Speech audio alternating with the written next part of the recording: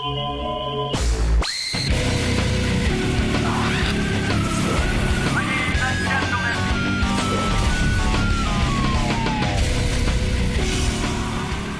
the engineer having to leave during the show yesterday because of illness. Some people are suspecting he was not ill. It was due to his fight with Baba Booey. Yeah, I think it was Dell'Abate flu. Dell'Abate flu, yeah. There you go. It's sweeping that rare strain. The whole station. We're hoping to get an exclusive with Scott the engineer later in the program. Find out exactly what went down. And Howard Stern exclusive. Right now, he's considered the hottest guest to get. Scott the engineer. That's right. We hope we get him first. That's right. Scott the engineer. He looks fine. There he is. He recovered from his illness. It's amazing. No, your move every time the way you want you get in a fight is to go, I'm leaving. Like you're like a I woman. don't need this. Yeah. What's like up a with woman. that? No, seriously. I got to see somebody about that. No, really. I mean, like you leave, like you storm out like a woman. You know what it is? My whole life, believe it or not, nobody's going to believe this. I totally tried to avoid confrontation. Right. I know you. I'm telling you. Until I started working on this show. What happened yesterday? Well, we had a little disagreement. What was it about? And then I got ill. I guess I gave Artie what I had. Right. Well, you. What was the disagreement? I was working, and all of a sudden he comes running into the studio I was in. It wasn't even my studio, and he goes, "I've been trying to call." I go, "Yeah, the phone. Something wrong with the phone." He goes, "Why didn't you fix the phone?" I go, I'm busy working on stuff I'm fixing to get the show on the air. The phone was the least of my concern, and his first mistake was I'm not a phone man. So he assumed I was a phone guy. Well, I have exciting news for you. You and Baba Booey have been having these fights for too long. We haven't had one in a long time. All right. I mean, I've been pretty calm myself. But I know that there's something festering. Really? And I have called in relationship expert Pat Croce. Really? Who says he can patch up anyone's relationship if given the proper time with them. Oh. And today on the show, the odd couple. Have an intervention? I'm going to have an intervention between Scott the engineer and Baba Booey. And we'll get this worked out. I just think he was, came down on me for Baba Booey. I mean, he just came storming in like, what the hell are you doing? You're sitting here not doing anything, and that's really what. Did he actually say that, or is that what you? Well, he called his interpretation. He called me a lazy F. Oh. That's number one. Yes. Better get that one on tape. I think we do. You said you lazy F. Now, this set you into rocket mode. It did. I guess you were screaming at who from E? Richie from E? No, I wasn't really screaming at E. Oh, yes, you were. Oh, Richie? I just said, Richie, please don't use the tape because it's totally out of context. Told you not to use the goddamn tape. That was not the tone of please don't Why use are you the tape. robbing us of great tape? Richie, where is this tape? Well, it's not mine. So JD's pulling it now. He attacked me, and like 10 times in a row, he goes, "Don't play the tape. You're not getting permission to air any of this." You're not getting... And I told him, I told you it was totally out of context. I said, "Scott, shut up. You're repeating yourself. I heard you the first time. You didn't have the whole thing, so it was totally out of context. And you were going crazy, going, "I'm not giving permission to air any of this today." I don't think I said that. I have that on tape. No. I have that on tape. First of all, I don't have to give permission. You can use it whenever you want. That's right. It's in, but even still, I always like you to be comfortable with it. But I will play it because your head is going to explode. It will. That's why I wasn't feeling well, because I had total anxiety. When you have a fight with someone, you go crazy. You know what? My wife says I hold it in for like 2 months, and then all of a sudden, boom. Everything comes out. It all comes out. I'm calm, and then like an boom. explosion. Do you think this is a result of your home life, and you want to yell there, but you can't? No, I can yell at home. You like to yell here more than you do at home? I don't like. Believe it or not, I don't like to yell, but I don't like, and that's why it all bubbles over inside of me. Have you and Baba Booey seen each other today? I saw him, but we haven't. You haven't spoken. You haven't spoken. All right, it's time to get this relationship on track. Howard, the only reason why I haven't spoken to Scott, because I would have, is because I spoke to the relationship expert yesterday, and he's going to talk to Scott when he comes in, and he feels that it's better that he sort of moderate this whole thing. All right. By the way, I've seen him speak. He's a great speaker. Pat Croce. Yeah, he's an awesome speaker. Well, this is going to be very dynamic. Scott the engineer. Are you willing to sort of work through this relationship with Baba Booey? Of course. We have to work together. So, I mean, because I want to hear this tape of you exploding. Yes. Because it was pretty. Told you not to use the goddamn tape. This is not even it. No, not. Actually, it's I'm worse than that one. sorry that you're bringing in an expert because these tapes are so much fun, and if they go away, I don't know what I'll do. Trust me, experts confrontation expert. These two will be at each other's throats in a month. You ain't going to see anything work out. I just felt he was overly aggressive on me for, no reason. Well, you're going to get to air all of your grievances. I have brought in the top specialist. Oh, good. I appreciate that. So I spoke to this guy, Pat Croce, yesterday for about 20 minutes. Right. And then he's going to talk to Scott when he comes in. And he was really good. I said some things, and he's like, listen, let's not BS. You know what you meant. He doesn't let you off the hook. Right. You got to air your dirty laundry and then get it off your chest, and then he can work with you. I'm sort of looking forward to it in a way because I'm going to say what I have to say. Scott's going to say what he has to say, and he's going to. I even notice as you're speaking to me, you can't even look at Scott. I'm trying to save it all for the air. Okay. All right. Oh, Scott's not looking at him either. Why would I want to look at those teeth?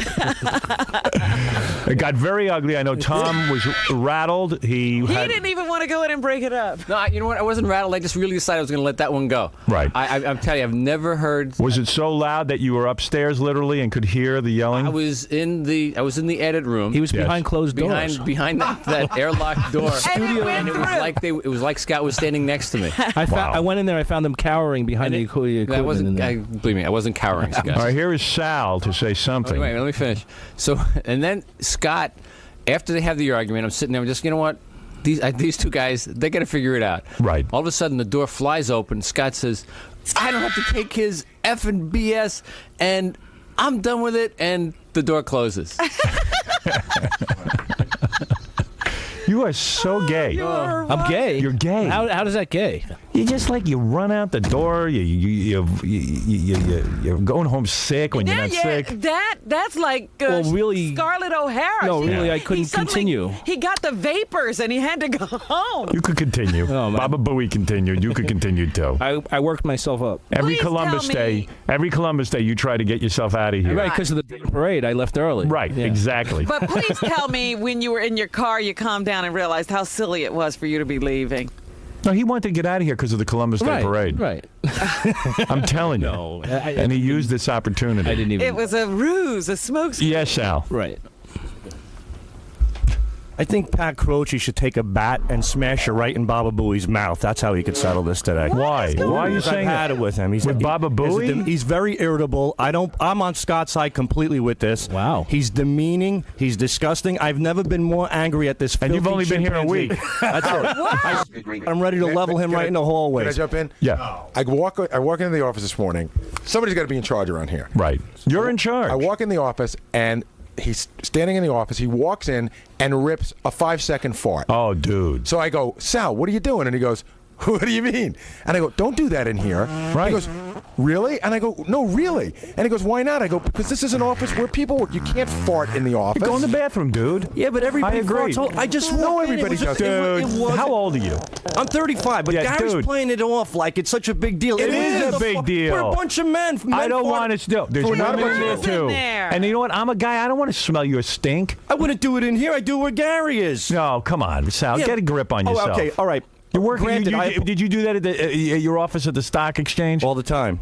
No, you didn't. But listen, hold on. Granted, okay, He's not there anymore? I'll be the better guy and apologize to Gary for farting. But still, he doesn't have to yell at me across the office. Yes, he does. I didn't yell at you. I'm You're not offensive. 11 years old. Dude, no one wants to be in a room with your stink. Go in the bathroom. You know, I was talking to Scott. I think Gary was out of line. No, I was talking to Scott DePace. Scott DePace even said, in the E room, which is a bunch of guys, a tiny room, there's a no fart rule. Like, Right, Yeah. because it's too small. it's too small, and it's Who like. wants to get sick from your smell? Why And, do I and I have got to tell you, when John was here, that was John's thing, and I would always say to John, "Dude, don't do that." He goes, "I can't help it. What do you want? I can't help it." No, you can't help it. But it would be disgusting. Dude, I'm laying in bed with my girlfriend last night. I got to rip one so bad. I get up, and she even said, "Stay in the bed. Give me a Dutch oven. I don't care." I said, "You're crazy. You can't handle it." You're the perfect woman. I said, "You can't handle a Dutch." No, because then after I do it, she's like, "Oh, and she's throwing up in the bed. So I stood. We were watching Joan of Arcadia on tape, Oh, wonderful. and I went right in the hallway, and I blasted off, and I stood there You're for a like pussy. 5 You minutes. do it in the bed. You're damn right. I don't want to screw things up here. Because it's gross. Chicks start looking at you differently. So I let it fester out there, and I knew it was fine. And I walk in, and I still dragged it in with me. Oh, it stayed with you? She goes, "It still stinks in here." Hey, can I ask Sal a quick question? Would you walk into Tom's office and rip one? Yeah, he Absolutely, I would love to. No, do you that. would. He I would would. do it all day long. And so if I you- wouldn't brush my teeth for a month and breathe right down Tom's nostrils. No. Are you kidding me? Oh, He's what being did goofy Tom now. do to you? You're just trying to, get out of here. Get out. He's nuts. I'm You're on not your funny. side, Sal. Don't worry about it. There's a guy you really want to team up with. Believe me, 10 minutes from now, Scott and Sal will be screaming at each other. Yeah. Right. All right, I got to take a break. It was just weird that when I said don't do that, he goes, "Come on." All right, relationship expert Pat Croce. Apparently, there's a lot of relationships around here that need help. Yeah, he's going to be here, and Christy Brinkley's going to be here, and it's very exciting. You know that, and I know that. What is we this? didn't even talk to Sal about not making it into work yesterday. Sal Right. decided his own holiday. There's a guy that didn't make it into work yesterday. He's going to yell at his boss. Yeah, he thought it was Columbus Day, and we should just have off. Again, that was the incompetence of Baba Booey. It's his job. Mr. Responsibility. Take some responsibility now, Gary. Go ahead. So how Sal, many people work look at here? me. 40, right? How many people came in yesterday besides It's your you? responsibility 39. to ask, do we have tomorrow off? Where were you for Yom Kippur, Mr. Stern? You What had has the that day got off. to do Columbus with it? Day's my Sal, day. Sal, It's for the you're Italians. so Here we not being go. funny. Here Goodbye. we go. All right, goodbye. Okay. And I'll leave you with Scott the engineer's breakdown. Now, at what point is this, Scott? I have no idea. I didn't hear it. All right. Why are you getting on my case, man? And you don't know that there's issues that are going to pop I took care of I was working on issues. What do you think I was doing? Jerking off? Fucking go f*** yourself. Back? You must be crazy, man. I'm sitting here trying to work and you get dumped down my throat. Good luck finding work in the Because I certainly don't Well, want I'll you leave now just for you, you motherfucker. Nice. Yeah, some help might be on its way. I didn't realize he was in charge of hiring for. I'm not. That's the whole point. Well, you made it sound like it.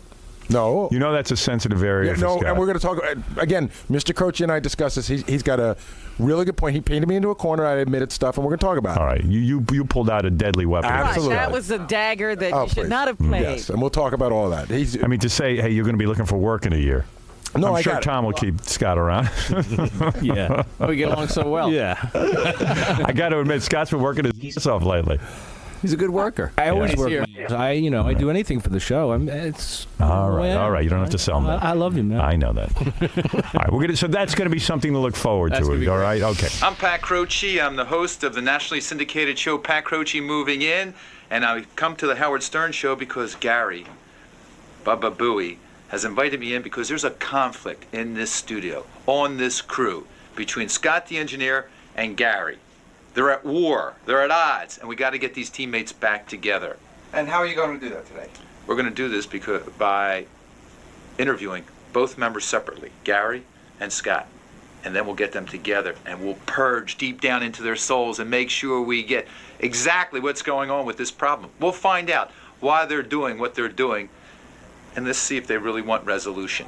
Now, do you know the history between these two guys? I just know a little history. Gary has talked to me yesterday in his pre-interview, but I'm interested in talking to Scott because I'm not here to make assumptions. I'm here to make an assessment and help them help themselves.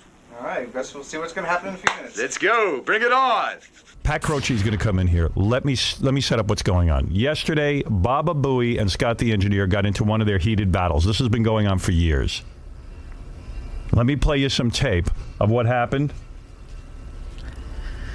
Here is Scott the engineer yelling yesterday. This is Scott and Gary in the halls.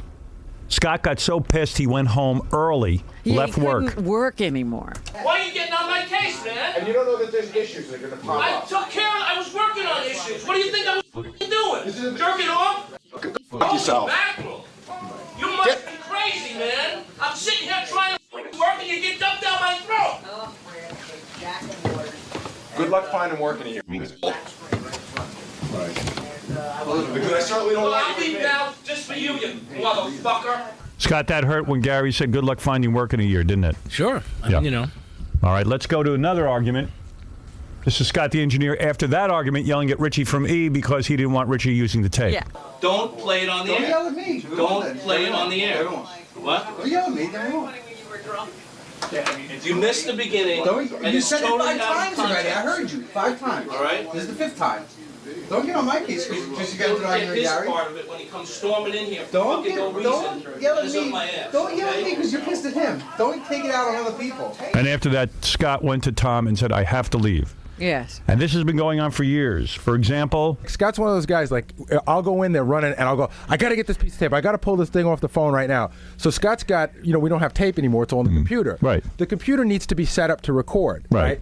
Never does Scott, while I'm getting my message, that's not true never at does he all. turn to the left and get it That's set not- up. absolutely I pull not it all together, and then I go, this is what I want. And then Scott goes, okay. And then he turns to the left and he Right, starts. right. But Absolutely it's always a not. That's a slow lot of the move. time. Like when you see me, but seriously, when you see me come in, you should go. And I say I got to pull this. You should go No, right to it. I do that. If it's not already set up, I end up waiting a lot. Well- That's just a pet peeve to go through darts at my picture. I did that already. does he do that? He's very angry with me. All right, and then even off the air. Lewis was hired here to do what you... Wait a second. Listen to me. Lewis was hired to do transfers of stuff in there, which he is not doing, which Howard is up my ass royally about, because he's constantly working on best stuff for you. You don't want to know about that. I don't want to know, because it's your job to know it. I don't have to know. How did you get it done before I had to know? In other words, I didn't always have to know. You dragged my ass. The way I got it done before, Right. there wasn't as much. So then you go, all right. Let me finish. I got you. So then Let you me go to, finish. I know what it is, Let because me it's the same finish. song. No, let me finish. It's the same song. Go to Richie and tell. In other words, if you can't get it done Let because me you're finish. overworked, I don't want to hear it. If you can't get it done because you're overworked, go to Richie and tell Fuck him you, you need more because help. if you don't respect what I have to say, fuck you. You can't do. You couldn't get your jobs done if your life depended on it. Gary, you can take it and shove it up your ass. This has been going on forever. We now have Pat Croce, who is from a TV show called Moving In on weekdays at, I don't know, it's on all the different channels. He's syndicated. Or is it moving on? Moving In. Moving in. That's what it says, moving in. Pat Croce is a relationship expert. Everything, evidently the guy's terrific. There he is. That's the guy. Hi, Howard. Hey, Oh, Pat. I've seen him before. This guy's supposed to be the best. Hi, Robin. Pat, how are you a relationship expert before we get started? I with have these no two? idea. All right. What are your credentials, really? I am a physical therapist by trade, an athletic trainer. You know me because I took the Sixers from worst to first in 96 to 2001. So probably mediating between Larry Brown and Allen Iverson made me an expert. I'm more like a life coach, All Howard. right, don't bang on that podium because we have the worst equipment here. And every time you bang on it, it makes tons There's of noise. nothing muffling anything. Right, so I'm going to yell at Scott about that for a minute. But so is there hope for Baba Booey and Scott the engineer? Yes. All yes. right. You've spoken to both of them off the air. That's correct. Do you want to handle this and I'll shut up?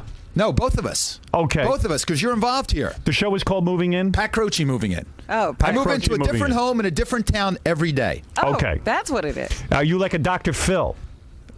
He's a psychiatrist or psychologist. I'm not. I'm more like the best friend who tries to give you, really what I try to do is focus on where are these two guys right now and what are they willing to do to get to where they want to be tomorrow. And I kind of act like a performance coach. Are you like a motivational That's speaker? right. Okay. All right. Tell me how we handle this. You're the guy. What has he found out so far? Yeah. Robin, first of all, these two, I asked both of them, what is the problem? In one sentence. What is the problem? And the problems that you just heard on the air are just fluffernutter. It goes way back. Scott does not respect Gary. Okay. Gary does respect you, Scott. Okay.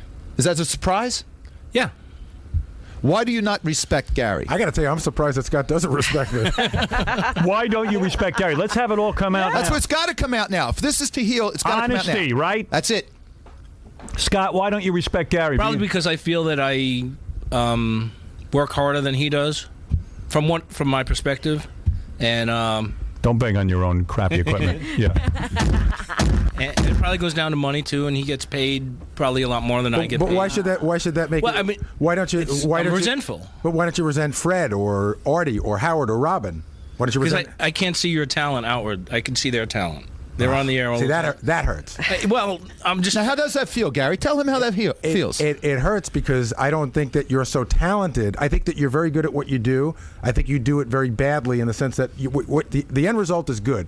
You're a good engineer. You know the show really well, but you're a pain in the ass to work with. You're sort of slow, and you bitterly complain every step of the way. See, I wouldn't consider myself slow. Gary, you said to me in private that these new guys like Sal, guys like Richard Christie, move much faster than Scott, and they show how slow he is. And happily. And happily, and they're happy to do it. You feel he has a bad attitude, don't you? Yeah, I think his work is good. I'll tell you, Scott, I was saying to Pat in there, nobody knows the show better than Scott when it comes to engineering it and editing stuff. I'll go in there with something, and I'll say to Scott, do that, that, and that, and he goes, I got it. Or sometimes in the middle of a sentence, he goes, I know. And we look at each other, we know from working together. But if Scott's working on something, whatever it is, and you understand, we're doing a live show here, so it's very difficult to prioritize because what was a priority 30 seconds ago is now out the window. So Scott, I'll give something to Scott to do, and when I walk in, I go, I need this. His arms immediately go up in the air, and he goes, oh, what do you want? And Okay, is that true, Scott? That is true, and I'll tell you why. Why do you do that? Okay, because if I'm in the middle of working on something you just asked me to do, it's very hard to stop. Don't bang on the creative crappy process. And that's it. You don't have the ability to adapt and change. No, and I can. You don't. No, I'm someone that likes to finish what I started before. But that's not how that's not how it works here. No, I understand. If we're doing a live show, let me ask you a question. If you're working on a very important piece of best of, say, or even a tape that I asked you that I said I really need, and something happened on the air that was monumental. I don't know. Somebody said something, and I need that tape right away. Not only do I expect that tape right away, I expect you to move fast on it. Instead, you're like, well, you either want this or you want that. I'm like, well, I want this. This is important. That's how the show operates. Okay, Gary. Scott, can you do that? Can you do that? Yeah, sure, I can do that. Will you commit to Gary from now on when he interrupts your work, and it's important to him, therefore it's important to Howard, will you stop and do it without complaining, without moaning? Okay. He won't do it. I'll tell you why. Yeah, I'll do it. I'll tell you why, Patty's not being honest. Because he doesn't believe Gary is acting in my best interest. Of course I do. Well, you know what? That's why I want you here, Howard. That's exactly why you're part of this. Gary is my spokesperson, and if he tells you to do something, you do it. Hear it? I understand Gary that. is your superior. No, I know that. I understand that. Here's the problem, too. I'll be working on something. He said, I need this right away. Someone will come down and say, Gary needs you to do this without any further instruction. Right. I mean, when does he need me to do this? I don't know. Right now. No, they don't know that. Oh, I see. They don't know that, and that a lot of times that happens. They don't like an internal. Well, why are you not being honest? Why did you leave here yesterday when you were not sick? I really was. No, you weren't. No, I was. You could be honest. He was sick of Gary. No. You left early because you had a stupid little fight with Gary. Absolutely, was totally. So are you going to storm out of here like a baby every time you have a problem with Gary? No. Yeah, tell Pat, look him in the eye, and tell him you're not going to do that. I'm not going to do that. I've already told him. I was he threatens all the time. Full of anxiety. I never do. But I did it once yesterday. You admit that your battle cry is, I'm out of here and I don't need this. And that, again, goes to, well, if you don't need it and you're out of here, if you don't need it, I don't need it. I want you to need it, believe it or not. I want you to need to be here. Did you hear? Hey, did you hear? Scott, did you hear Gary? He wants you to need to be here. He says he respects you, even though you said you don't respect him. That's correct. So that should make you feel what? It makes me feel good. I mean, I like to be respected, and I like people. But that was a point you made to me that you didn't feel respected by Gary. Right. I respect your work, but I don't respect your attitude. My attitude sucks. Can your attitude change? My attitude can change. I admit I do have a bad attitude. Why? At times. Why? I can tell you why. It's money. Scott, a lot of it has to do with that. But what do you want from us? We don't pay you. I know that. But I do resent the fact that Scott looks at me, and nobody knows how much I make. But I'm sure in Scott's mind, I will guarantee you that whatever Scott thinks I make is nowhere near what I make, because everybody thinks that I'm like some millionaire. No, everybody thinks I'm a millionaire too. But no, we actually don't. Nobody think that. thinks you're a millionaire. But you know why we don't think that? I'm not here. You'll tell us every step of the way that you're. Everybody that fans I'm talking about. You work on the Howard Stern show. You Stop must make banging on the bad equipment. You must make a good living. Yeah. But what I make for a living should in no way impact on whether I need you to do something. And Here's my point: when you accept a job, right, do it. You got to do the job the best you can. Right. If you don't like your wages, leave. Or tell management you want more money or you're leaving. Now, I've said that to him before, and he has taken that as a sign of me not respecting him. I've said, listen, we like having you here, but I didn't tell you to keep this job. If you don't like it, you should move on. And he thinks that's me telling him, get out, which it isn't. I'm saying either enjoy what you're doing here and live with what you got, or go. Is that wrong? No, that's my attitude. And it doesn't mean I don't respect you. I mean, just bring a new attitude. In addition to this, Gary, you also have to change a little. Mm-hmm. Are you willing to change and bring a new attitude, Scott? Sure. Some of the things he said from you, Gary, he doesn't like when you walk away from him when he's talking to you. I do that. I do that. Why? Well, because what'll happen is we're going over the same ground again. It's this conversation that goes around and around. I'll give you a perfect example, and probably on one of those tapes when I walked away. 85% of Scott and mine's fights have been over best of. And what happens is Scott is no longer at a place where he can produce best of. So he needs help, okay? The help should come from other engineers. He's got a chief engineer, Richie, who has to go out and find him freelancers. Scott will come to me and he will say, we have nobody. I can't get best of done. What are you going to do about it? And the answer is, I'm not going to do anything about it. I give you the material. You are an engineer. If you can't get more engineers on, why has it now become my headache? That's you and your department's headache. Why is it my fault that you don't have the manpower to do it? And I'm not. And I say to you, I'm not in charge of manpower. I don't hire. Right. I don't fire. See, I boss nobody around. It's not my decision. But you go to your boss. You go to your chief engineer who is in charge of that. You say, I need help. Well, you know what he's going to get. Tom Chiasano will get any help. Well, I got to give Tom credit now. We have worked out a deal. But even before that, forget about the fact that you're now allowed to do overtime. Before that, Tom has given you people. You guys have not been able to find the people that you need to do the job. Again, I don't know why it's my fault. In other words, should I be out there looking for freelance engineers to produce best of? No. I don't believe so. No, and that's what they should be doing. I agree with you. It's not your job. You do agree with them. But you do put it on me. I believe it's your job to. You should go to the people that have to hire them, not me. And we have. And what ends up happening is you guys, these freelancers quit, and then everything, and also you oversee the whole project. It's a very complicated process. It's not complicated. You oversee it, correct? The doing of best. You oversee it, and when it's getting to be a month before best of it, it's not done. I always say, Scott, you should be the one that should be afraid, going, oh my God, we don't have enough best of. Instead, it's me. And Scott goes, he puts his arms up in the air, and he goes, I got nobody. What do you want from me? But Gary, despite best of, you'll work on not walking away from him when he's talking. As long as he doesn't yell, I will stay. Okay, can you do that? Yeah. Why do you yell at him? Because he can't yell at his wife? I feel, that's where I feel I don't get respected. But he feels, I also think that Scott feels I'm the only one here that he can yell at. He's not going to yell at Howard. He's not going to yell at Fred. He's not going to yell at Robin. Can you stop yelling? Yeah. Really, Scott? I am. I just heard these tapes of you yelling. Yes, I do. Yeah, you yell. But that's. Can you stop yelling? Like I said, it builds up in me, and then I go. I mean, and tell Howard why it's building up in you. Tell him what you told me. It's frustration. I mean, I'm. Do you feel part of the team? No, sometimes I don't. I'm made to. Who cares? I know. See? Howard. That's the attitude. Howard. Who cares what you feel? Howard, wait, time out. Howard, whoa, time out. What am I, your daddy? Yeah. You are the CEO. Howard, hold on. Howard, you're the CEO here. CEO nothing. Who wants to hear this crap? No, Howard, you got to tell him he's important. He is important, he is. But he needs to be able to get a pat on the back every 10 seconds? He tells me that. And see, I tell you something. He is important. Hear that? How many times? Hear that? How many times? I tell him all the time. It makes me feel He gets upset when you forget his birthday. I'm not married to this crazy loon. The birthday. It's his birthday. I don't care about your birthday. Let me ask you a question. What's the thing that Howard or this show has forgotten you for that has hurt the most? Probably Robin not inviting me to your birthday. But here, Howard, you understand something? This came out in the green room. I feel that comes back to me, in the sense that he's got this resentment. And he doesn't know where to put it, and sometimes you know what I mean? Like he doesn't. Gary, you're right. Scott should have been there.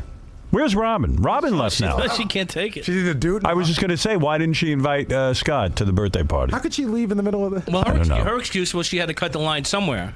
Right. And then Scott I was the line. Well, it's true. How many people can she invite?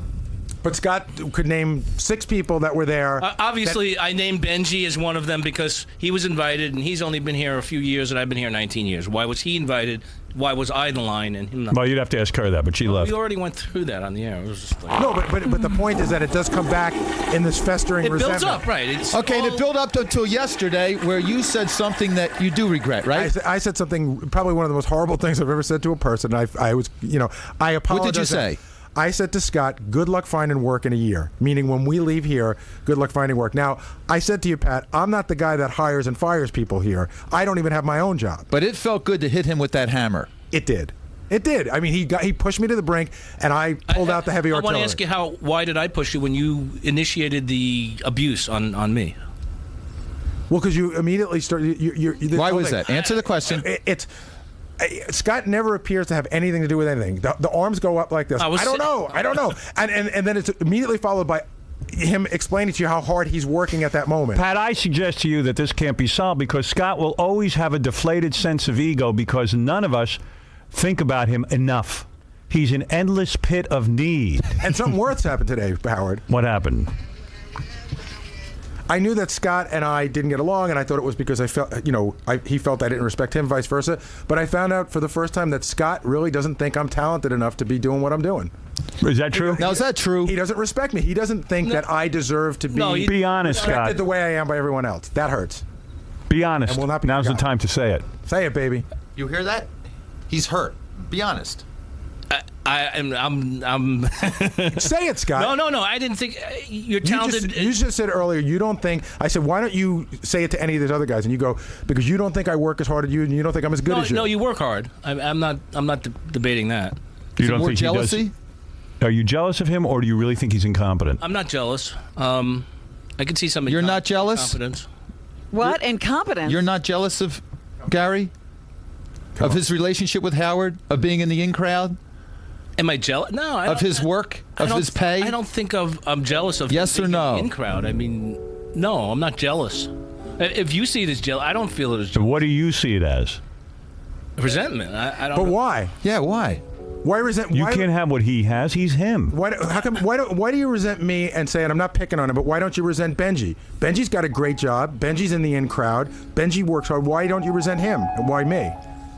Do you feel you could be a better producer than Gary of this show? No. It's not what I do. I'm not a producer. I couldn't. Then why do you resent him? I guess, I feel that he gets a lot of attention and praise. Wouldn't that be jealous? I don't.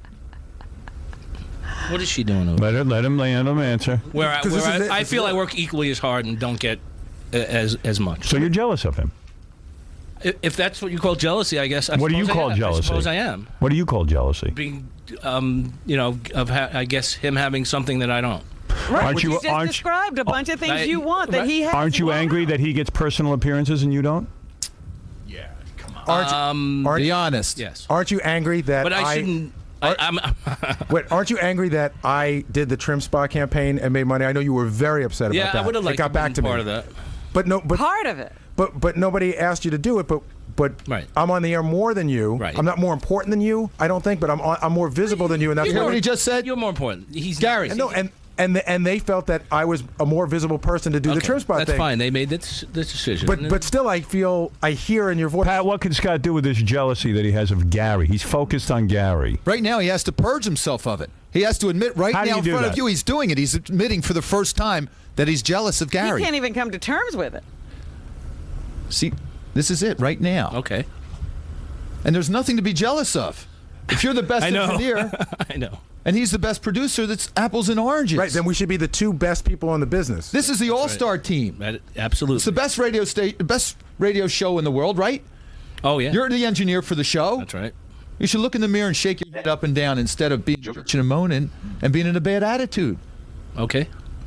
And be part of the team. They don't believe you're part of the team. You punch in and you punch out. You're a union worker, but we have a team player and a union player at conflict here. I have a question for you, Scott, because this came up with Pat and I earlier. Go ahead. We do the staff meeting every Thursday. Right. Do you come to it? No. Why? It's during. Well, how do you expect to be invited to his birthday party if you don't go to the team meeting? I'll tell you why. Why? I was coming to the meetings every week. Right. And then I would go finish what I had to do. Right. So that involved me staying past my 8 hours, and that involved me getting overtime. And this is where I feel anger. Okay. Well, it goes past your hourly wage, but in the grand scheme of things, if you're in that staff meeting where we talk about today, Pat Croce's coming on, and we need 3 podiums set up with 3 microphones. Right. Instead of in the morning you going, nobody told me, even though you'd have to stay a little extra, in the long run, wouldn't it A, make your life easier, and B, make you more important to us? Yes. Then why don't you do it? That's one of those things that's always nagging. When will you start doing it? I'll start Thursday. With a positive attitude. At the next meeting. With a positive attitude. And if the meeting ends at 12:15, don't tell everyone I didn't get paid for those 15 minutes, because I think it helps you as well as us. Well, it's not 15 minutes. It's like it could be an hour. It could be an Scott, hour. the point it could be an hour and a half. is, Scott, the point is you want to earn respect. I do. And you'll earn respect by investing more time. Right. Okay. They want you in the meeting. But you agree, Howard, that you wouldn't want to work for free either. You don't come in here to get paid nothing. I don't come here to get paid nothing. Right. I don't think you're treated well as an engineer in terms of, but he's right, Pat. You are the best engineer. I have fought for you all along for you to work here. I believe in you. Thank you. If you have a money dispute, Gary isn't the guy sitting and bad mouthing you, and I'm not the guy bad mouthing you. We're saying you're the best engineer in the business. Did you hear that? You don't hear it. No, I know. But Tom Chiusano is trying to get in on this, but Yes, I do want to say one more coming thing, in Howard. every door you can find. Here's Tom. Can I just say one more thing? Yes. Because Pat put me on the spot, and he said to me, right now, if you were in charge and you had to decide whether to take Scott with you, would you? And I said, the answer is I don't know. And he said, why? And I said, here's the deal. I love Scott's work. Scott's work is not in question. It's Scott's attitude. And if his attitude was better, I'd take him with me in a second. But I don't have that choice. You hear that? It's my attitude. No, I can totally And that's your understand that. choice. I do have a bad attitude, and it's just because That's of your choice. resentment over the years of not. So when are you going to purge it? When are you going to let that rest? That would be right now. Do we have your word on it? Yes. I think one additional point, if Sure. you wouldn't mind, Gary. Do you feel apology is due him for yesterday? Absolutely. I was going to call him last night, but I spoke to Pat, and we were going to do this on the air. I wanted to call you after you left yesterday. That was probably the meanest thing I've said to anybody, and I apologize for it. I accept it. How do you feel hearing that from Gary? Well, I mean, how do you feel? I feel good because it takes a man to admit that he was wrong and apologize.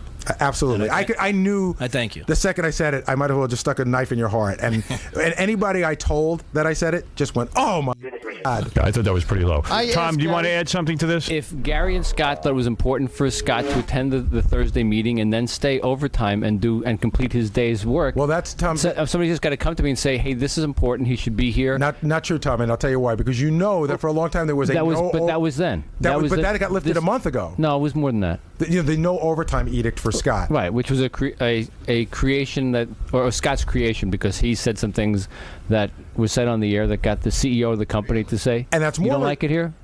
And that's more See, resentment. that's another factor. because I was Scott being doesn't think he- honest on the air on a radio show, and I got the S kicked out of me by the big bucket All right. in the company. All right, here's the So why thing. wouldn't I feel resentment?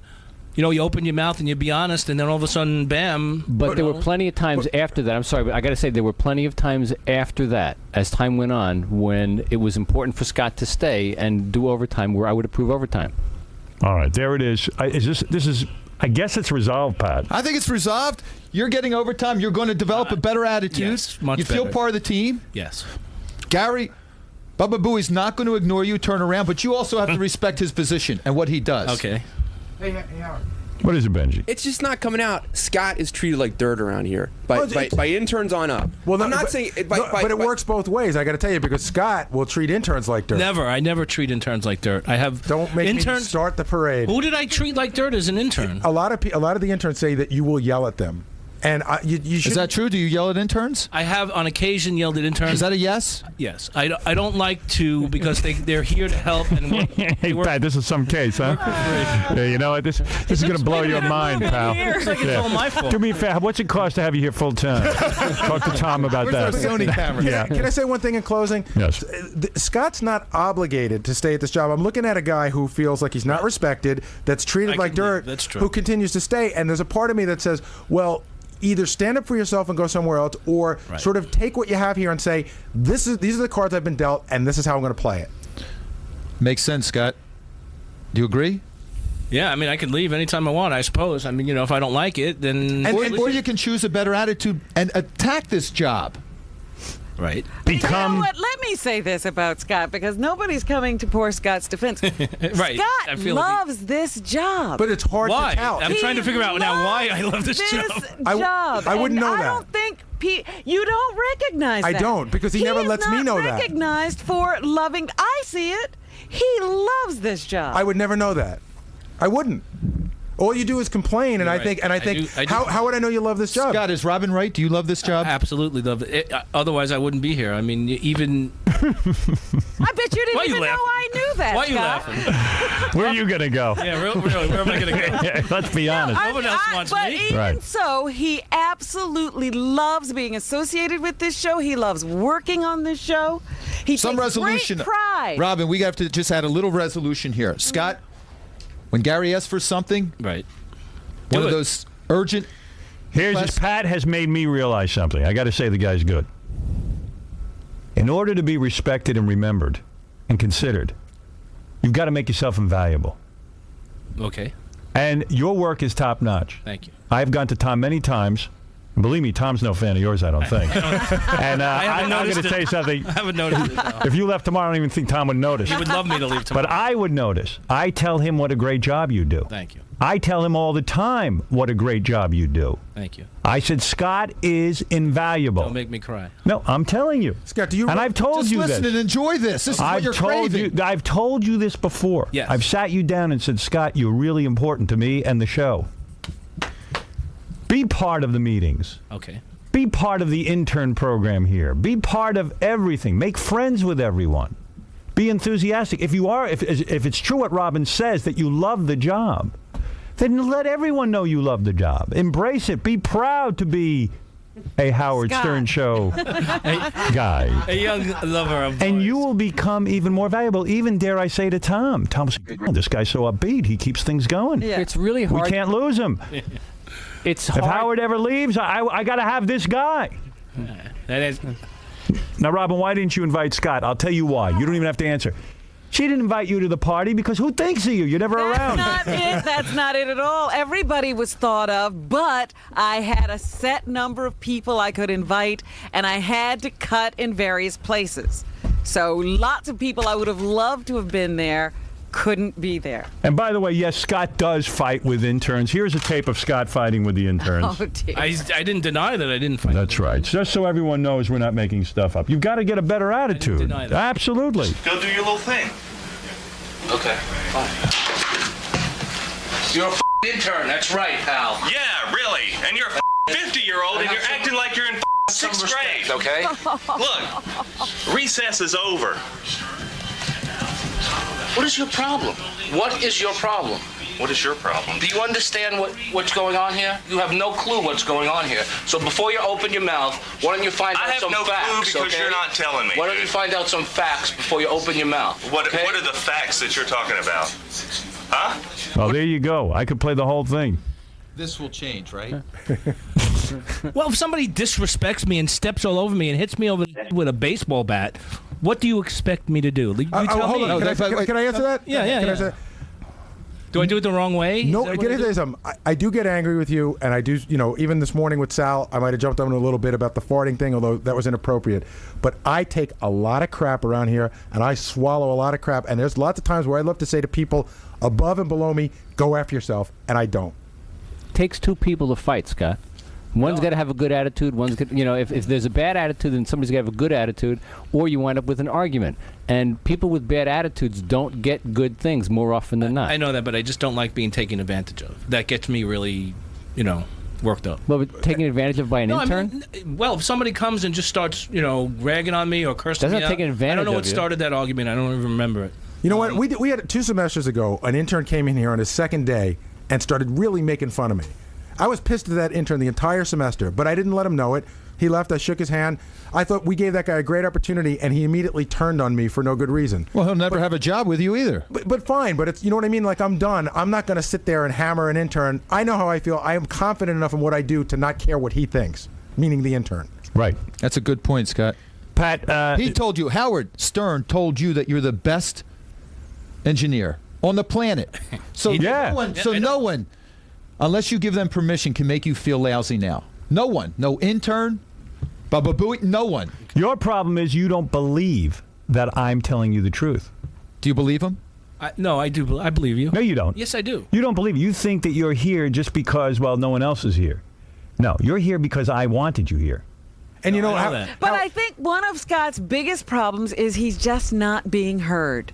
He's not being heard. I'll tell you something. Well, who would listen to him with that You know monotone? what? But the funny thing is, everybody's saying, well, Scott doesn't yell. Scott yells at me all the time, and I just stand there until when he's finished, I give him whatever I want him to do. He goes and does it. Well, you're lucky she has a good attitude. She laughs at Other me. people don't. And the other thing I want to say to Scott, I started to think yesterday about what life on this show would be without Scott.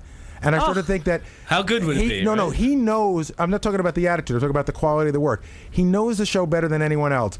And trying to teach someone new that would be very difficult. These new guys do good work with the current stuff. Scott's got the history of the show in his head. He's got 20 years of knowing what I want and what you want in his head. And I can say for a fact that he will go out of his way to do whatever he can for you. If you need something, Scott will turn over this See, I entire don't see that. building to Sounds like find a you. Hey, Pat, here. punch Scott in the face. Let's see what happens. So you don't, Gary, you don't see that. I'll tell you why you don't see that. Because you usually send down stuff with an intern. Here, give this to Scott, and then you're oblivious to what goes on after listen, I know. All what I right, said now. let me look. Pat, no offense to you. You did a great job, but No, Howard. forget these two. It's tough. It's tough. All right, Pat is a relationships expert. I thought he did a great job. He did good. Yeah. He did a You real two good are job. tough. But You you two are two, tough. you two are very thick. We're brick walls. Yeah. Right, let's end it, Howard, like this. Come on. What is this? Hugs. Hugs. Oh, come on. Get in there. Yeah. I'll shake his Pat, hand. come Can I here. say it in my best Philly accent? I ain't no homo. Come here. Hug each other. Get in here. Go ahead. Come on, you're on the same team. Hug. Get in there. Give it. Oh. There you go. Howard. Congratulations, Pat. You've just worked with the two most difficult people on the Howard, planet. congratulations to you. Thank you. Yeah. You think it's resolved? Although I am going to try. I'll try myself, too. That's it. That's all it starts with. You know, I'm not going to be negative. Yeah, we'll try. Right. That's it. That's my I want new you to be attitude. able to respect him. All right. And I want him to be able to listen to you. Okay. That's it. I mean, that's all. And again, he's right. It's all here. It's your choice what attitude No, you I choose. understand. I totally And understand. you can own this place. You're the You heard it from him, so I don't think you believe him. Now you got to be able to believe him. Okay. Gary, was there anything that was said that hurt either one of you in there? Yeah, well, I think I found out that at first I think that I got the impression that Scott didn't respect me, but now I think I feel it's more jealousy, which is easier for me to accept than not respecting the job that I do. I think it's jealousy. I think It took a ways to get around that, but Right. That was it. We got to it. And that makes you feel better. Now he's purged it, and you all know where you come from. This is a new slate. Start for it. Let's go, man. Well, we have also a new era to look forward to. Well, some of us. And remember, you don't want to be the. That's good. You don't want to be the producer. He doesn't want to be. No. I know I never could do this job because it's impossible. He has to know how to deal with people in a certain way. It's a great job. Yeah, absolutely. And I'm not the one that can get conversation going like he can to entice somebody to come on or to get a guest or whatever. Because it does take a certain talent, I guess. What I'm dying to know is, if you don't respect me, what'd you think of John? Don't get me started. That's a whole with John. Okay, so Pat, you just mediated a little tip between Gary and Scott. How do you think it all panned out? I think it panned out pretty well because now Scott realizes that he was jealous, and that frustration built up into rage, and he never said he was jealous. So now he's purged himself of that.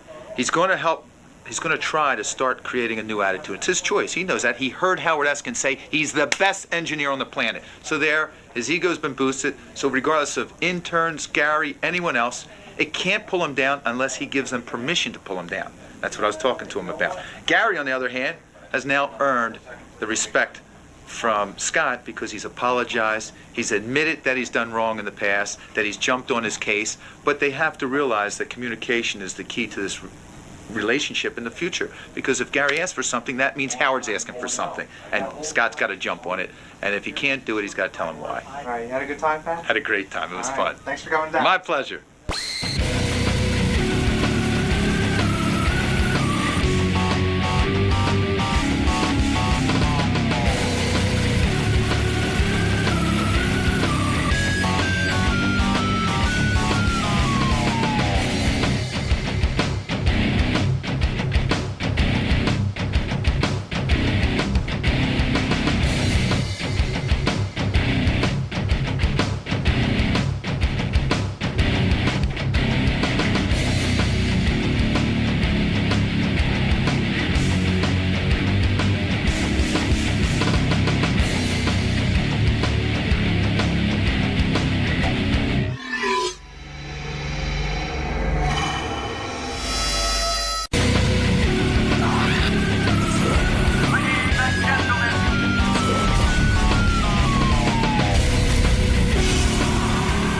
We're looking for men who want to date Jackie's ex-wife, Nancy. Remember Nancy? I saw a picture of Nancy in one of the offices here the other day. Very attractive. My hands start to shake when I see those pictures. Really? Well, it's funny. I was, Nancy. The first time I'm ever meeting her. Oh, I love. Well, she's not coming in today. She's going to be on the phone screen. Oh. We're going to screen guys. Then she's going to come in for the actual dial-a-date kind of thing. Okay, so It's a two-parter. It's a two-parter. But Nancy, of course, was married to Jackie and also his manager. So many times we dealt with her about money, His issues, yeah. and also how great a talent Jackie was, and she would remind us of it. Yes. Not to mention the fact what a great talent she was when she started her own recording career. Well, we debuted many of her albums. She's come in and performed. And also, she's done several plays. I always thought Nancy had a thing for me that I could have. Yeah. Like I used to ride my bike down to their house. Like I got into this bike riding kick for a short phase, and The only place to go was Jackie's house. Yeah, it was 15 miles to Jackie and 15 back, and that was like a good ride for me. So, and he lived down by the water, so it was kind of cool. I could ride my bike down to the beach. Uh-huh. And sometimes I'd go there, and I'd imagine that maybe Jackie wouldn't be home. Although he was always knock on the around. door, I'd knock on the door. Nancy would answer in a negligee, and I was in my sexy bike outfit. Those tight pants. Right. Did you wear those? With the big thing in the bottom that looks like you have a that big big load. wad? A big wad to pad your asshole. Like a diaper. The big diaper in the bottom. And my special shoes, my riding shoes. And did you wear one of those very colorful shirts with the stripes? Yeah, and I'd unzip it kind of low so Nancy could see my physique. And then you had your little bike helmet? Yeah. And I was hoping maybe she'd say, I just want to blow you or something. And then I had that dilemma, I work with Jack, he's a good guy. But I think I would have let her. Really? Probably. I'm a real scumbag that way, That's terrible. I think with my penis. That is terrible. Yeah. You were not a bro. No. You were right. Don't Artie. trust me with your He women. is not a bro. Don't trust me around your woman. Trust me. I'm being honest about it. He is so not a bro. No. That's good to know. Hey, I am a bro. I tell people up front I'm going to your wife. Who else would do that for That's you? right. I'm a good dude. Oh, man. So anyway, later on in the show, Nancy will call in and we'll screen for 3 guys. Hi, Nancy Sirianni, formerly Martling here. So I'm about to talk to Howard on the phone, which I haven't done in quite a few years, and play Dial-A-Date, where I'm going to pick 3 gentlemen who, one of them I will date after next week. We'll all be in the studio live next week. So I'm looking for a very important Yankee fan. I'd love to have a date with somebody who plays Scrabble, and I like guys who will run barefoot. So we'll see. I'll see who fits that criteria, and hopefully have a really fun date. So here I go. All right, everyone remembers Nancy Sirianni, Big part of the show. formerly Nancy Sirianni Martling. She's dropped the Martling? She's dropped the Martling and dropped the Jackie. I always knew you two would break up. Hi, Nancy. You predicted it all the time, yeah. She was too hot and horny. I knew she wanted it. I knew, sometimes I would think when I used to ride my bicycle over your house that maybe, Jackie wouldn't be there, but of course he was always around. Maybe you would, blow me or something. You thought that? I did. Yeah. Sometimes I would fantasize about it. Maybe I'd go over there and you'd answer the door in a negligee. Well, you used to tell Jackie that Nancy wanted you. All you had to do was hit on her. You could take her right away. Nancy and I used to write dirty emails to each other. I remember that. Yeah. I remember that too. It was nice. Would have been nice. How are you? I'm good. How are you? I'm pretty good. I was shocked to hear you want to go on a Dial-A-Date. Well, I just want to go on a date. Jackie, actually. I didn't necessarily need to dial it up, but I wanted to call obviously it I do. Who Wants to Bang Jackie's Ex-Wife. But, Yeah, we were being very vulgar about it at one point. But you're not guaranteed that you'll bang her. You can go on a date with her. And that would be kind of cool to actually have a sexual shot at Nancy. Absolutely. What happened with you and Jackie? That's what I'm saying. What happened with you, Jackie? You know what my perception was? As soon as Jackie lost the show, you dumped his ears. Which I couldn't blame you. Yeah, no, that's not how it happened. Really? But it did happen after he left the show. Not really, no. Oh, it happened before? Yeah. I thought Nancy was going to be like, Jackie, let me get this straight.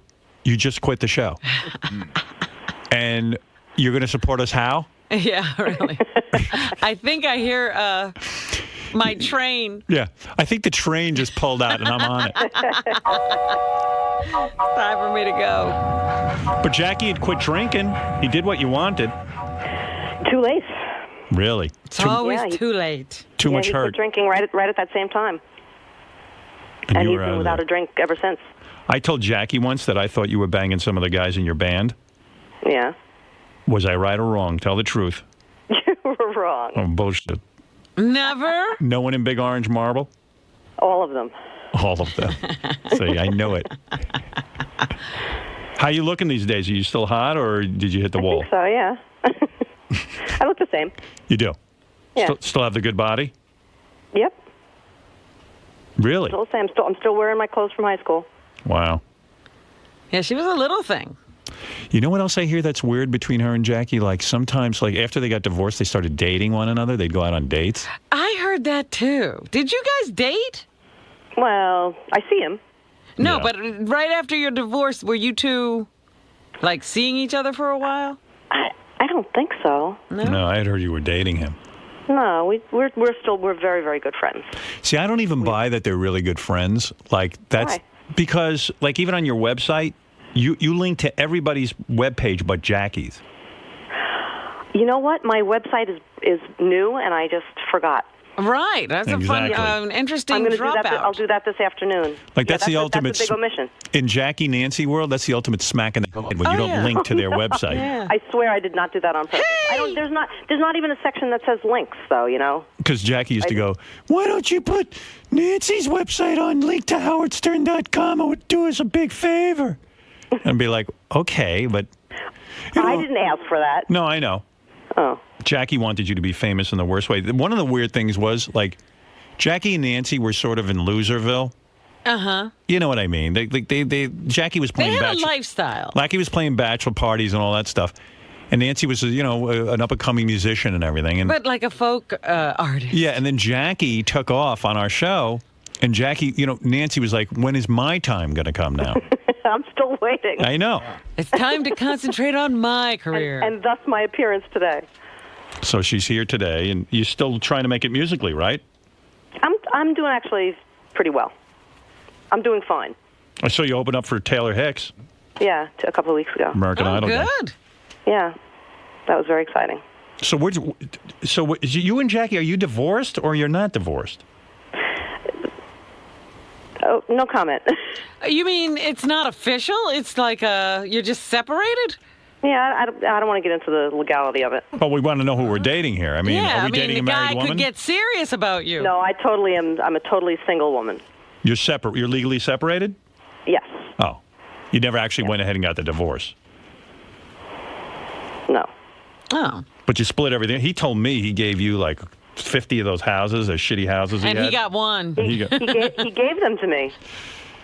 I know. Nancy gets gave them upset about that because she feels she earned them as well. That's right. They were our I'm sorry. houses. Yes, that's right. You split up your joint property. Yeah, Jackie, you want to know how much she took as a manager? Yeah, I say, how much does Nancy charge you for manager? It turns out 50%. Turned out. Yeah. Yep. Well, she's got some dough. I know she's got a bunch of those houses. She's a good-looking woman. Yeah, I'm looking in the paper today, and it says that Shaquille O'Neal and his wife are splitting up. And one of the reasons was she was too secretive about her finances. Really? I was like, she didn't have any finance. What finance? No, she earned that basketball money. But Nancy's a good woman. She is. I mean, I'll put it out there for the guys. Here's the negatives. A, you're going to have to sort of... She'll manage you. Yeah. A, she'll manage No, you. that's not true. B, you're probably going to have to put up some money for some record albums.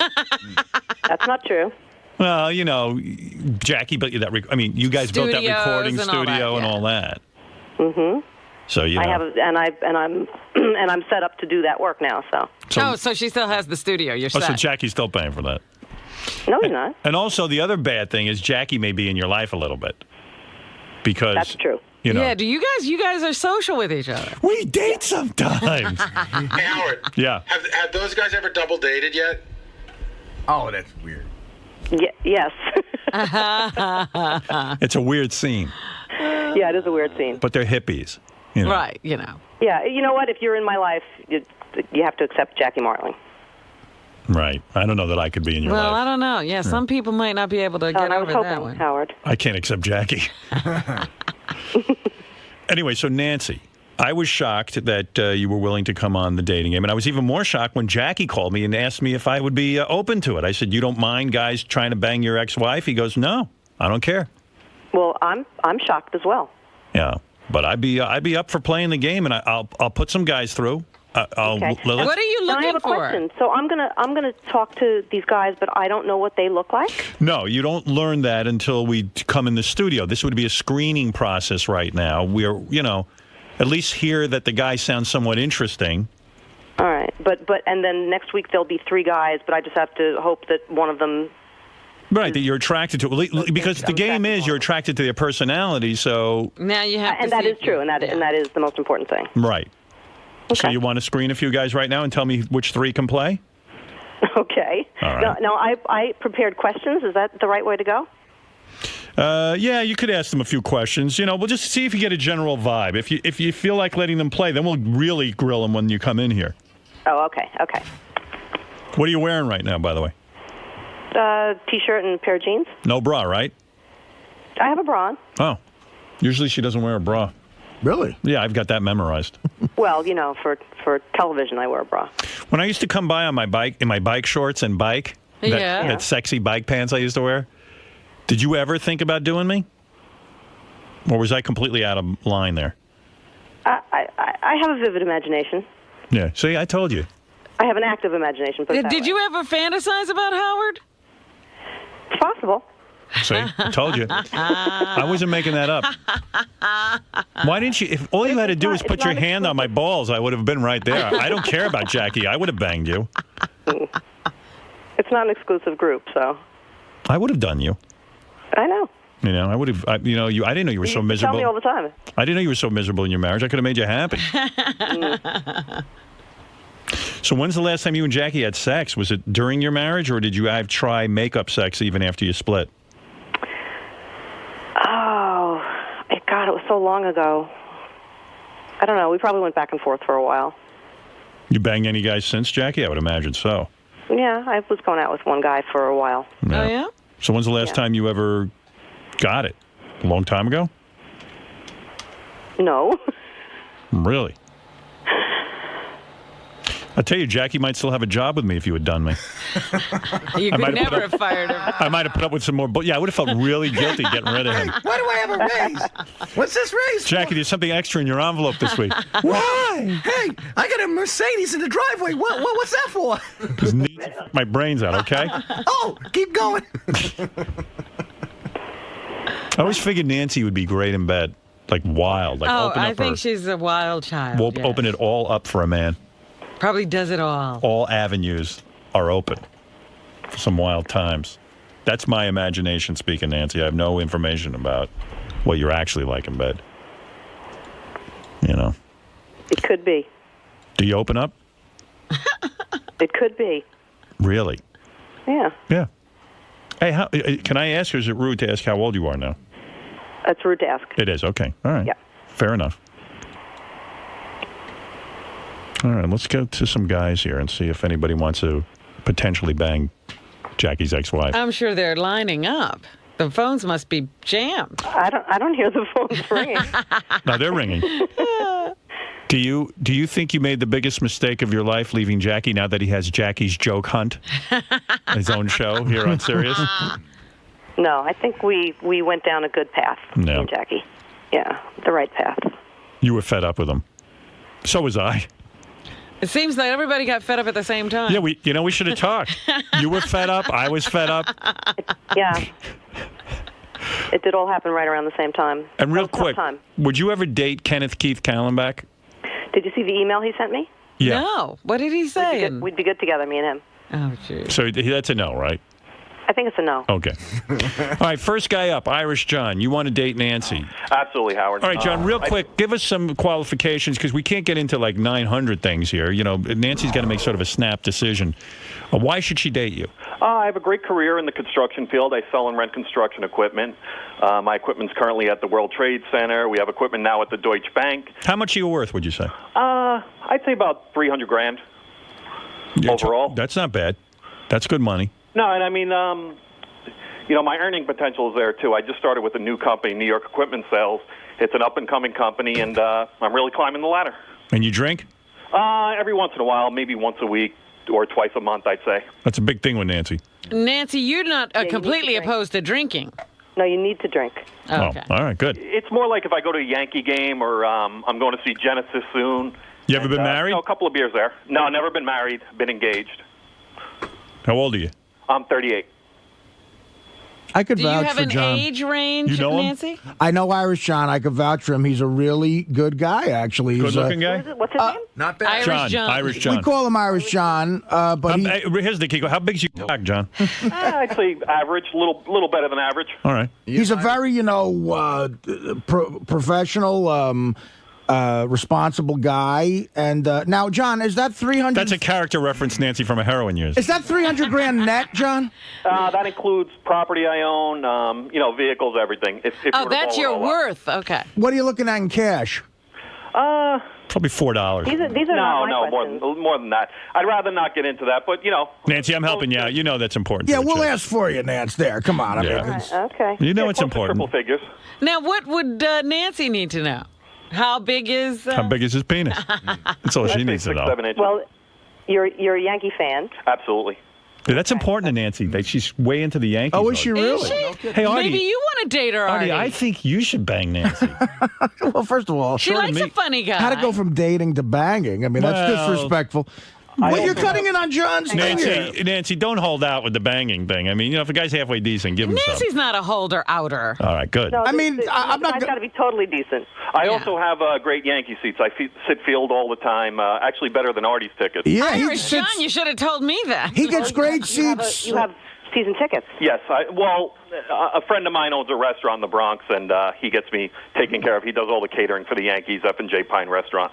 That interests me a lot. He gets great seats to every New York sporting event. John. Yeah, he he's does. everywhere. Now, he's a good guy, John. Absolutely. I didn't know you were such a But Yankee John, fan. you're a regular caller to the show. Is that why you have a moniker? Pretty much. I've been calling for years. I've been a Howard Stern fan for over 20 years.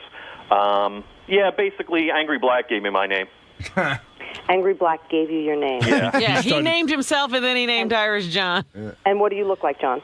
6'1", about 210, 215 pounds, blue eyes, brown hair. I'd say average, maybe a little better. He's not a whack pack. He's not a whack pack guy. He hangs out with the Whack Pack, though. Yeah, I was going to say, I've given him endorsement. We all really like John. Well, Jackie hangs out with the whack pack. That's true. He's not a nutty guy, Nancy, like the Whack Pack guys. Okay. Well, what do you good think? guy. You want to let him play? Okay. All right. You're in, Irish John. All right, great. Thanks, Howard. Thank you. She says she's interested in your personality. Me, I find you dull, but what do I know? All right, thank you, Irish John. All right, Howard. Bye. All right, let's go to Paulie, who says he wants to date Nancy very badly. Paulie. I can't pick the first three guys, right? Or do No, you you want could- me to? You want me to make snap decisions? Well, you listen. If you hear something that inspires you, and don't feel funny about saying Yeah, no. you don't have to accept everybody. If Irish John, for some reason, turned you off, you give me the word, baby. I'm on your team. Can I like speak with these gentlemen and then come back and say I'll take number 3, number 1, and number? No, I mean, come Now, on. see, that's almost playing the game. I don't have a month here. Okay. So All right, we're trying to find one of these three schmoes have to be good. Okay, I have to say no to somebody though. Okay, you maybe decide. Paulie's the man. John's, I know John would be a good player for the He game. would be? Okay. Absolutely. All right, so Artie feels you made a good choice. Paulie, trust you on that, Artie. You're in Brooklyn, Paulie. What do you think about Nancy? Tell me what's on your mind. Why did you call? Good morning, Nancy. Good morning, guys. This is Paulie. I've been on the air before. Henry Hill's nemesis. Is this the guy, Henry Hill's nemesis? Okay. I know Paulie. it is. Yeah, he's a good dude. He stands up to Henry Hill. Good guy. I like Paulie. Hey, Paulie, what do you got? You got a lot of money? How old are you? I'm 54 going on 35. You want an old guy, Nancy? Well, I don't consider me old because no one can ever guess my age. Everybody thinks I'm 45 years old. And Paulie, you make a good look. I'm in great have a shape. very wide age range. I'm in great shape. I'm in good shape for the shape I'm in. And Paulie, are you in the mafia? No, I'm not, Howard. Okay. What kind of work are you really doing? Legitimate work? I'm a graphic artist. I worked for a major corporation for the past 13 years. Unfortunately, I was just let go due to downsizing, but that's no problem. I can hook up with quite a few graphics companies in town. You make a good living? Make a good living. Yes. When were you planning to go back to work? Well, I am. I am working at the present time. Oh. I'll tell you, that's hot. I was just let go after 13 years in April. Why would you be let go? Downsizing. That's hot. I don't want Nancy, to mention. Nancy, that's hot. Recently unemployed. It's weird. I hate to make this a pattern. I know Paulie too. You And, do? Paulie's a guy that women would like. Really? He's yeah. You could tell he's like a good-looking guy. And Lots of time to have fun too. And you got know, free time. I don't know about his finances at all, but I've hung with him a bunch of times, and he's another good, classy, fun guy. Oh, I didn't know that. Paulie, you ever been married? Yes, I've been married, but I have no children. You were married once? Twice. Twice. That's not good. What's going on? Well, I'm 54 years old, and, if it didn't work the first time, I'm not going to say I'm never going to get married again. I did get married again, but that didn't work out. But I'm still dear friends with my first wife, as Nancy can appreciate. That's a good sign. You got a big schlong? I got a light switch. Oh, you're small.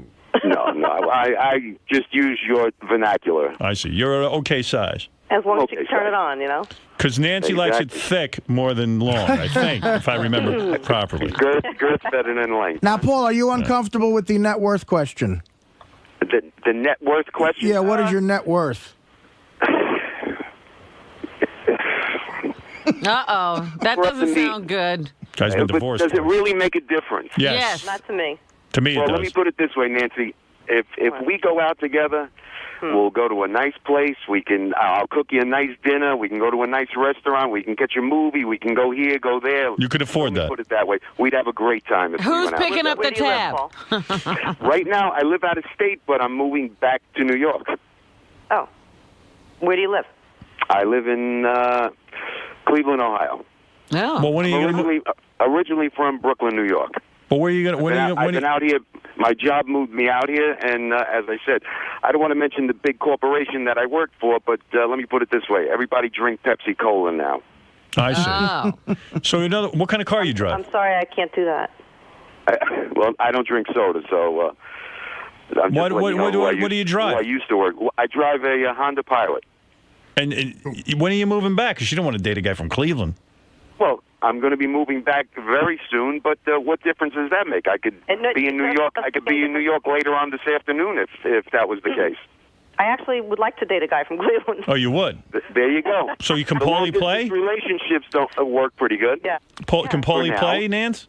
What? Can Paulie play? Yeah, I like Paulie. Okay, she likes Great, you. Nancy. You're in, Paulie. All right, guys. Well, Paulie's playing. Look at this. Irish John and Paulie so far. I'll tell you one thing I know about Paulie. The guy's not pussy. Well, you don't know. He's on the phone when he's dealing with him. No, I don't know. I met him. I wouldn't fuck with Paulie. I was in the studio in 2003 when Henry didn't show up, remember? All right. Hey, Paulie, hold on. Thanks. I don't remember Paulie looking any particular way. You say he's good looking? Well, I mean, he's... That's what Artie's saying. When I saw him, he had a good-looking broad with him, and I could tell, it might not be an odd thing for him. Put it that way. All right. Wood Yee's on the phone. He wants you. Wood Yee? Wood Yee, hi. This is Shlomo. Oh, Shlomo. Oh, Shlomo, hi. I'm into the phone. I'm going to shove it up my ass and come. Now, you want to date Nancy? Is this Wood Yee? Yes. Can we just shock the puss? Listen, you can't You can talk to him for a while, but I'm going to say no. She says no. Bear with me for a moment. Bear with him. He's got some sweet talk for you. Balls down the toilet. What was that, Wood Yee? I mean, Shlomo? Can you hold on a moment? I just shit out a condom full of smuggled Cuban cigars. Oh. This will just take a second. Shlomo, you're a fan of Nancy. I know she was. Listen, Nancy was a big part of the show for years, and everyone loves her, is attracted to her, certainly. You see her pictures on her website. So. Hurry up, squad. I have to take a shit.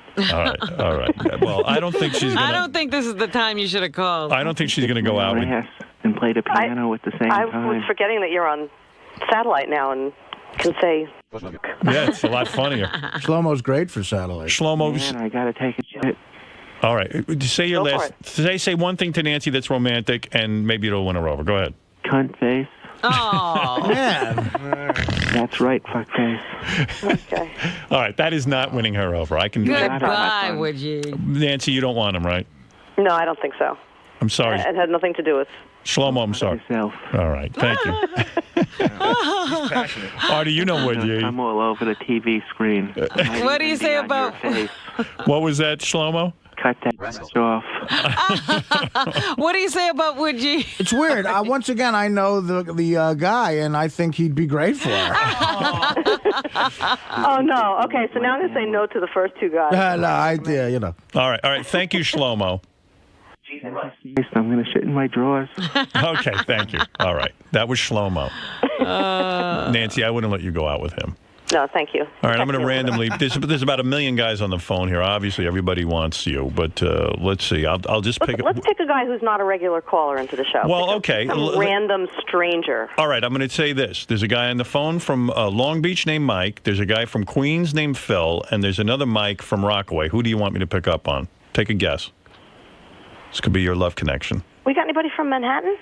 Let's see. Anyone from Manhattan? Let's see. Here's a guy in the Bronx. Here's a guy from Wayne, New Jersey.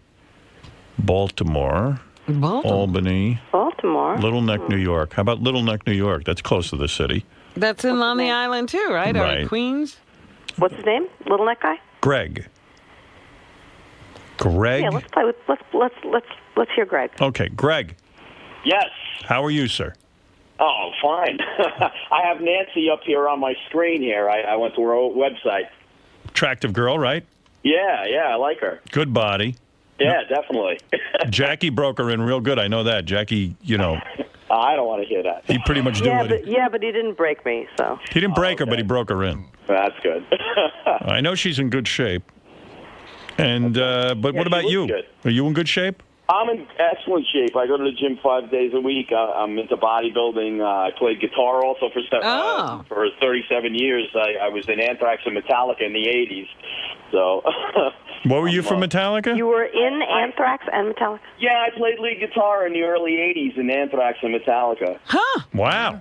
And now I'm 47, so I live in Little Neck, and became very successful in real estate. I bought and sold foreclosures. Nancy's legs are spread already. I can almost hear them opening. Yeah, I became a multi-billionaire in real estate. If she doesn't want you, I'll go out with you. Done well. So you played in Metallica when the guy from Megadeth was there or something? Yeah, when Dave Mustaine was in the band, and when he left, and when they were in the music building in Queens, and it was in those days, late 70s, early 80s, that time. Who do you look like? I hear Mel Gibson to John Bon Jovi. I hear a little of everything in the face. My hair's still a little on the long side. Nancy likes that. Really. It's not a mullet, is it? Maybe a little bit, but I'm working on it. A mullet? You got a mullet? Not really. No, not really. You're a good-looking dude. You make a good living. You're an accomplished musician. What's your marital status? Yeah, why are you not married? How come Well, I lived with somebody for 7 years, but that's the closest that I've ever come. Yeah, I've always been involved in music so much, and I really that's my excuse. So that's what I'm gonna say. How old a dude are you again? 47, you say? 47, yeah. 47. But I look younger. Everybody thinks I'm in my 30s, so 50s to new 30s. I'm not all wrinkled up and everything. Right. You're not a big mess. Stayed out of the sun. Not at all. You're not sitting at home with a prostate condition like some old bag. No. Well, Nancy, what do you think based on just this small little information? Conversation, yeah. I'm gonna pass on Greg. Greg, you sound lovely, but I don't want to pick the first three guys. Why wouldn't you pick him? He sounds like he's Sounds good. right up your alley. You could sit there with those songs of yours. And play guitar together. Yeah. I don't know. You're making a mistake, yeah. If you want, you can put him on hold and you can talk to some of the other guys. Yeah, that's what I should have done from the beginning, but. Well, he could be here all day then. How many fucking guys can you just... That guy's a good guy, this Oh, Greg. talk to two more guys. All right, Greg, you're out. Oh, sorry. Sorry, man. What turns you off, Nancy? I just probably the mullet. No, I was kidding. I'm kidding. I don't have a mullet. What are you kidding me? You said a bit of a mullet. No, not at all. My hair's more like an actor sort of looking. It's a little long on the top, and it's I can't really explain it, but It's not like that. This is the first guy I liked. Were you there for Ride the Lightning, Kill 'Em All, Metal Up Your Ass? What's that? What? Metallica, Kill 'Em All, Ride the Lightning?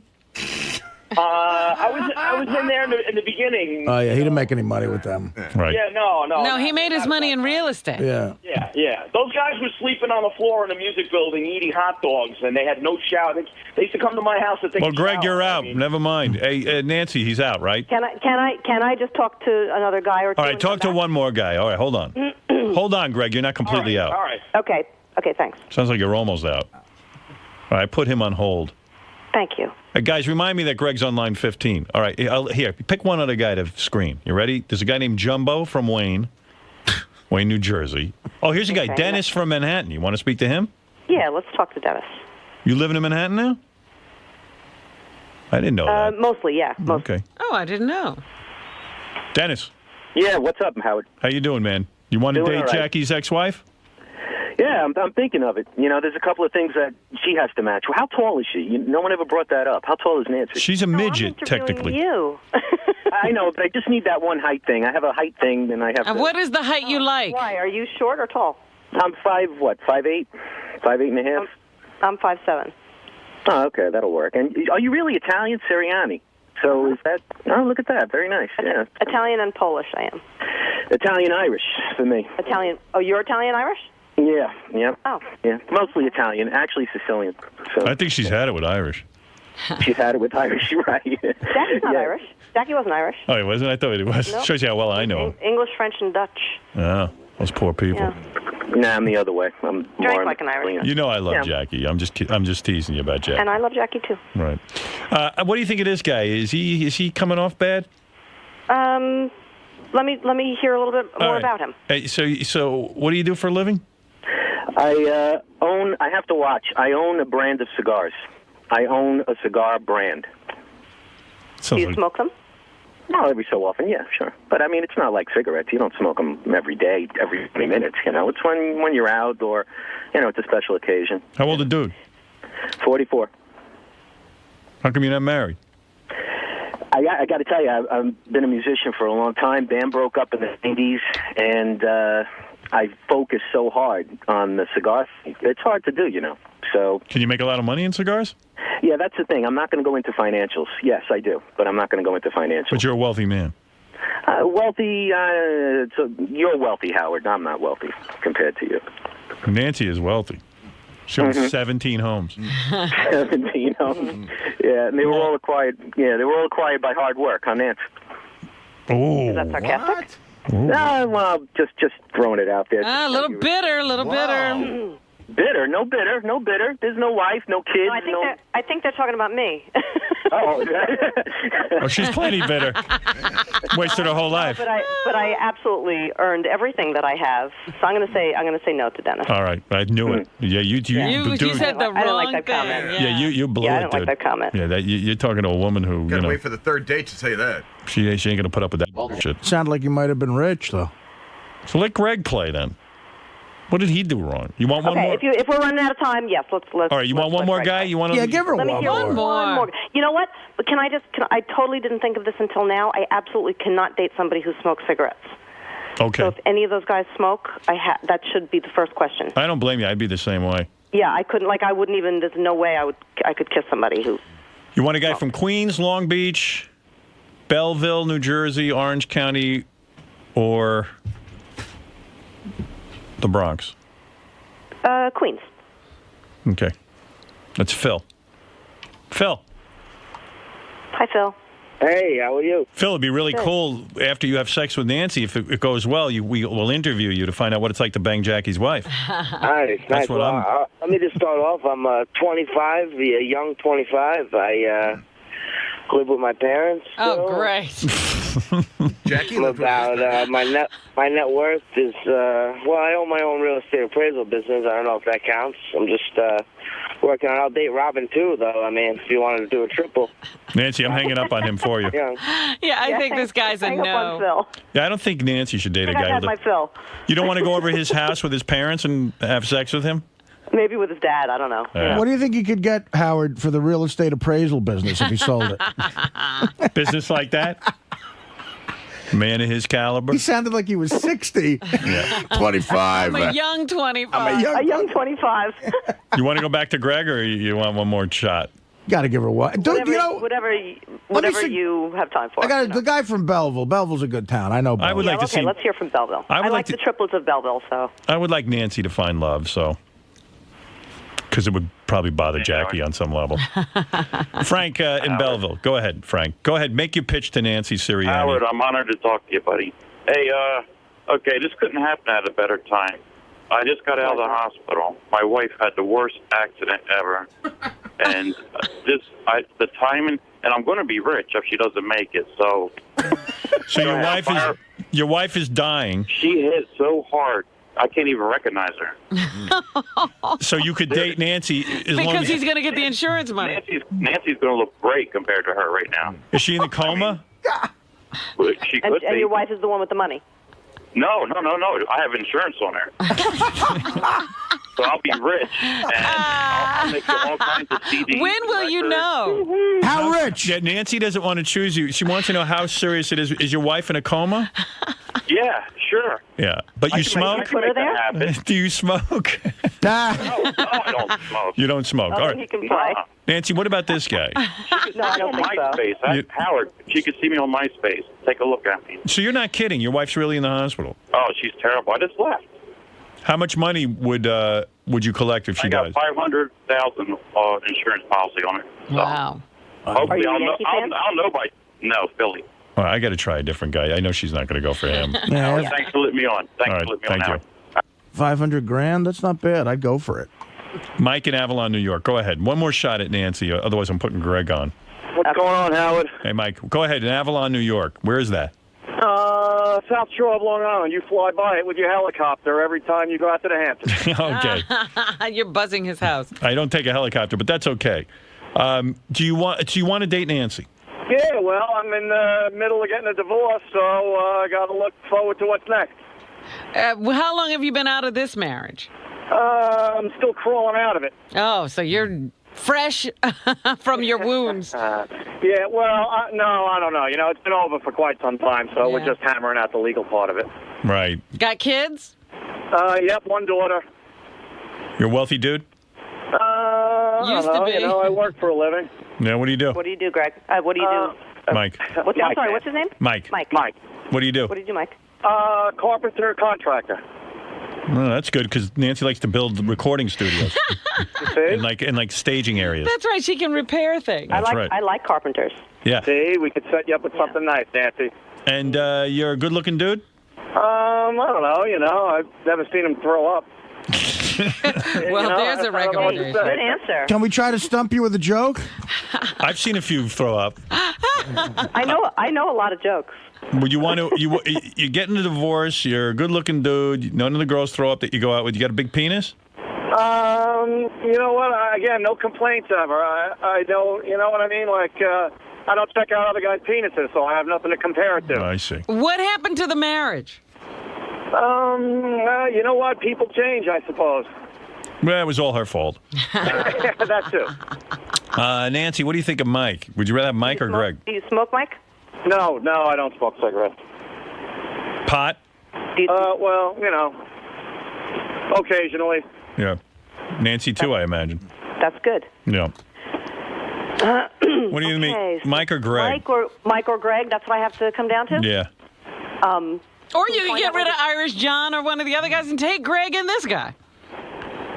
Can I do that? I already said yes to That's Irish true. John. You could change your mind. Robin This is says. America, Nancy. You're allowed to do whatever you want. Wow. Life is filled with heartbreaks. Okay, I think that's what I'd like to do. What would you like to do?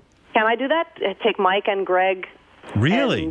No Irish Who are you John? throwing out? Irish John? With the Yankee tickets? Oh, Irish John has the Yankee tickets. Yeah. And instead, you want the mullet guy from Anthrax?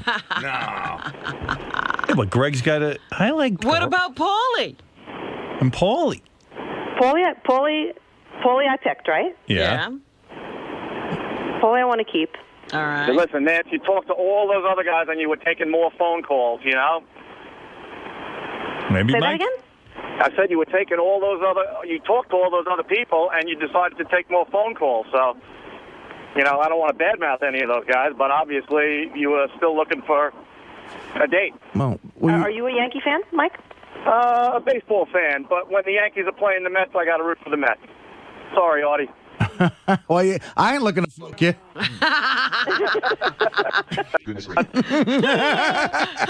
I mean, you seem like a nice guy. Nance, I know it's rough, but you got to take a leap here. Yeah, I could take a leap of faith. Yeah. Mike or Greg? Greg's over in Little Neck. He's the guy who was a professional musician. Now he's out of that, but,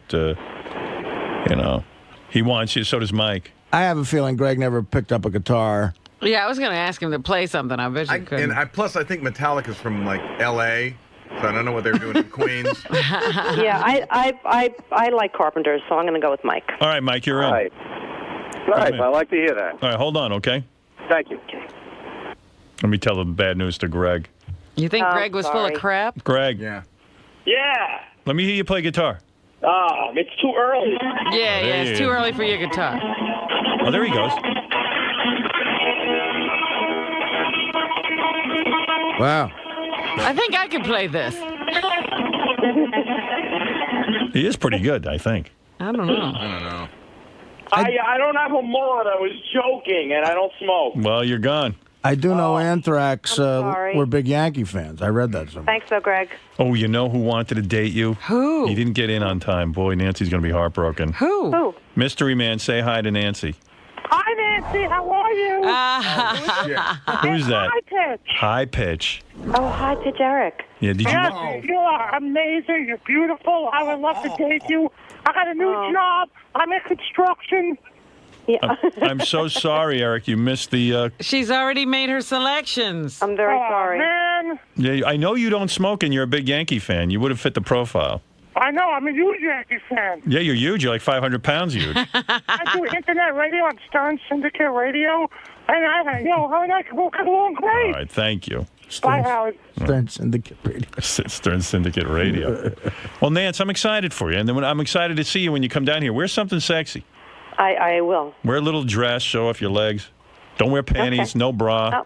Oh. I'll wear something nice. Wear a skirt that, almost shows everything. Shows your whole beaver. Yeah. And, so these guys will be. Yes. They'll be on the air, or they'll be on the phone. No, they will be in the studio. They will be in the studio. So And I can actually meet them. And I'll put them that day. I'll put them behind a screen so that you'll base it on personality, and then they'll walk out, just like the dating game. Okay, I got you. And if Paulie takes you to a steakhouse, don't sit too close to him. Why? He'll be with his back to the wall. Is that what you're saying? No, just don't sit too close to him at a steakhouse. There you go. Okay. All right, Well, we're Nance. going to be eating vegetarian anyway, so. Oh my God, I didn't know that. You're a total vegetarian? Oh. No. Those are the angriest broads. Oh. Nance, I look Yeah. forward to seeing you, my darling. I look forward to seeing you too, Howard. All Thanks right. for Nancy? Thanks for putting me on. Wait, there's a guy. Oh, this guy's a professional comedian. I think you've had it with those. Is it Jackie? It's Tracy. I like funny. It's Tracy. It's Tracy Morgan. Hi, Tracy. You Tracy. Want? Baby. You want? I hear you're single now. You want to date Nancy? I love me some well. I like when a woman throw up on my leg. Really? I don't give a fuck. I'm nasty. What do you want to say to Nancy to win her over? When you hear them keys jiggling at the door, I want you standing way at the end of the hallway with your panties down and your butt cheeks like this. Wow. All right, Tracy. I'm enjoying my sobriety. Are you enjoying your sobriety? Yeah. I like mature women. I like stretch marks. I like cellulite. I love all of that. Yeah, well, she doesn't have that. Fart in my motherfucking mouth. I don't do I'm a freak. I'm going to pass. You know when the fuck's good. When you put your in and make that fart sound. Man. I stick my tongue in the cheek's ass with the quickness. Yeah. I love when a woman gag. God damn! Gluckle, gluckle, gluckle. Don't put it in my face, damn it. Well, Tracy, I don't know if she's for you. She's a very refined woman. I deal with the knife scars and the C-section scars. I can't deal with these pretty blonde bitches with fake titties. Well, you wouldn't have to deal with it. Nancy's spoken All for natural, now. all Yeah, natural. I'm telling you, man, I'm a beast. I know. All right, thanks, Tracy. Oh, Trace, thanks. well, I'm a professional drinker. All right. Keep your sense of humor. Right, you too. That's Tracy Morgan calling in. Okay. Well, it's a good thing we chose our guys already. That's right. Nancy Sirianni, formerly Martling, you will be offered to my audience. 3 men have won the right to vie for your attention and hopefully end up in bed with you. Oh, wouldn't it be great if we found Nancy's replacement for Yeah, that Jackie? would be good. So the date will be. You guys will send us on a date. Sure. Whoever I pick. Is it like chaperoned and stuff like that? Like Do you want it? Yeah, I think we better chaperone it. Yeah, I think so. I mean, for his sake. This girl's an animal. All right, real good, Nance. Okay. I'll see you then. Okay, All right, thanks. we'll see you soon. Bye-bye. Okay, Howard. There she is, Nancy Bye, Rob. Sirianni. Bye. And by the way, See you next Nancy, week. Nancy can sing to you. See you next week. And she has a beautiful voice. Be cool to bang Jackie's ex-wife. If I was like single, I'd bang her. Just for the hell of it. And in bed, and tell you you tell about Jackie stories. it. Yeah. Remember the time, Jackie? Remember the time Jackie was real tall? So I just got off the phone with Howard, and apparently I picked 3 gentlemen suitors who I will meet next week. I think I picked Greg, Mike, and Paulie. So we'll all be in the studio next week, and I'll get to ask them questions and choose my date. I'm looking forward to it. It was fun. I haven't talked to Howard in a long time, so thanks. Here she is, Lisa G. from the Howard 100 newsroom. Lisa? Scott the Engineer appeared on the Miserable Men show Sunday night, where he attempted to project his black cloud onto Howard's relationship with Beth. Responding to the comment that Howard and Beth never fight, Scott predicted that once the wedding takes place, the couple will be fighting like cats and dogs. Everyone. He also talked about his life as a former swinger in the 70s. Oh, really? Wow. I can't imagine that, but that's Imagine the lucky girls who got to swing with Scott. Oh, you know, girls, I'm a swinger. I swing. Hello, couples. Scott, when did you swing in the 70s, you liar? You know, I love Scott, and I really think in the last year he looks so incredibly depressed. Yeah, he's gotten sadder. Yeah, like it's like it's really like the cloud is growing. Scott, when did you swing in the 70s? And by the way, it's an hour and 15 minutes. I got to take a break. I got to hear the swinging Yeah, story. but when did you swing in the 70s? In the early 70s, when Yeah. And now when I was you know what? in my How did in my you swing? 20s. What do you mean you swung? With who? Where? How did this happen? We Who's we?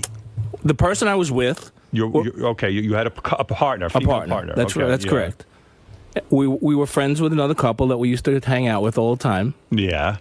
And you're telling me the other couple had to have you? We swapped. You swapped wives? Yeah. Oh, Wives? girls, not wives. Not wives. Ew. Yeah, girls. Oh. Yeah. Who would swap with you? It was, I would swap. I'd probably say, you know what? Maybe my girl will appreciate me after she fucks this guy. As weird as it may seem, it happened. I had hair back then, so I wasn't as gross as I am now. Oh. So I didn't say that. And that didn't, I guess that ruined the relationship? Or did it not? No. Eventually, I ruined it on my own. Eventually, we broke up, but it didn't ruin the relationship then. No, it was fine. Everything was cool. And you could look at this other couple? Did you continue to see them? Yeah, we hung out with them. We would travel. We'd go away with them. We'd share a hotel room with And them. how often would you swap? How creepy. It wasn't a lot. And It what was about a the few guy? times. Was like you and the guy good pals? Like, hey man, your girl's great. High five each No, other as I you mean pass? one night we were hanging out and we did some weed. You did weed? I did. I mean, And after you blew your load, like after he blew his load in your girl, how soon after did you hop on your girl and you know, because you're all turned I on? don't think he blew his load in her, but What do you mean? Where'd he blow it? On her? Probably, yeah. All over her face. And then, like, would you get turned on watching him? No, bang we her? didn't. I don't watch. I didn't watch him. Did it turn you on when she would tell you what happened? We never spoke about it a lot. It was You just didn't like talk about You it? mean afterwards? You never? no. It was like we just said it was a lot of fun. I mean, we would. So And So then, that night would you bang her in the same night? Like she bang him? No, and no, bang you? no. Why not? No, we just didn't. I mean, we'd just go home and and not be with each other. Well, we and not talk about what happened. That's a turn on. So, in other words, we all did it in the same room. Yeah, but the lights are out. Yeah, the lights are out. And So you couldn't see him doing your wife. Your girlfriend. No, I Probably mean your girlfriend said, "I listen. It's bad enough I got to see him. But now I'm banging you." Listen. It was all. I mean, it was. I didn't initiate it. I actually crashed, and then I was awakened and dragged into the shower with three other people. I like how you're using your '70s vernacular. I crashed. I did. And then. All right, so you were asleep and they had a lot of fun, and then they dragged No, they you didn't have into any the fun. shower? They weren't doing anything. They were, they woke me up, and they said, "Come with us," and we all went into the shower. You and showered with a dude. They did. Wow. That wasn't your revelation? You got a big cock. Watch the soap. Free love. If that cock were to end in my hand by accident, there's nothing I could possibly do to stop it. No. So in the shower, that didn't happen. In the shower, she was being washed down by the other dude, your girl. That's correct. And you were washing down his girl. That's correct. Did he ever wash you? No. A little lower to the left. Could you get my bowl? There you go. Let me bend over for you. Hold on a second. Massage my prostate. And then, things happen from there. That must be the grossest orgy ever. So you kissed this other woman?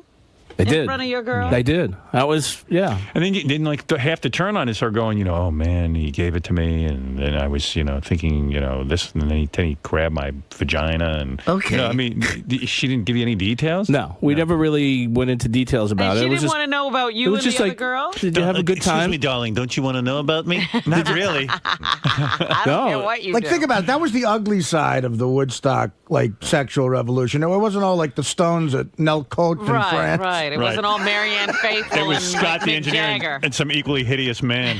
I was Mick Jagger. It wasn't Tony Franciosa. Did she make a lot of noise with him? Like, did she It make? wasn't all Michelle Phillips. She made noise, and the girl I was with made noise. I mean, You got her off. I did. What was the noise? Help! Yeah, Rob. Muffled screams. She would say, "Stop raping me." Go back, Robin. Go back to your vegetables, will you? It wasn't Bob and Carol and Ted and Alice. I was having more fun with people than vegetables. Right. Way to go, dude. Sounds fantastic. It was You're the man. It was. I'm not. I mean, it was fun. What can I tell you? It happened, and it was fun. All right. I enjoyed it. All of us did. I mean, because we did it we didn't do it every day, or we did it a few times. We didn't do it all the time. And then That's you it. guys. Was it like special? Like, do you go, hey, we're getting together with that couple? Wink, wink. No, we were always hanging out with that couple. Yeah. We were friends. I mean, the two girls were best friends. Right. So did they ever get it on with each other? The two girls? no, No. they're close, but not. I don't think they were into it. But when would be the special night that you know? There was hey, there was no tonight. special night. There was no plans. It conflicted with my bowling night one week. We would just be hanging out, and it would happen. It was nothing made up or nothing that we set out to do. I don't know if you know this, but I'm a swinger. No, I'm not a swinger, that's for sure. I'm not anymore, but there was a point in my life. I was at Pluto's retreat. No, I wanted to go Pluto's retreat. I wanted to go to Plato's retreat, but they rejected me. So they sent me with the dogs. Guess who scored 2 tickets to the Ramones? CBGB. One of you has got to blow me, though, for that. Not you, sir. I don't know. It was a lot of fun. I know it's not for everybody. It was different, and it was... The girls back then used to call me Bald Pit. Now they just call me Stu.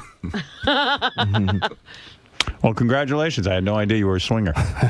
Yeah, thank you for sharing. Oh, anytime. Way to go, bro. Thanks. Yeah. Now go beat off in your little room over there.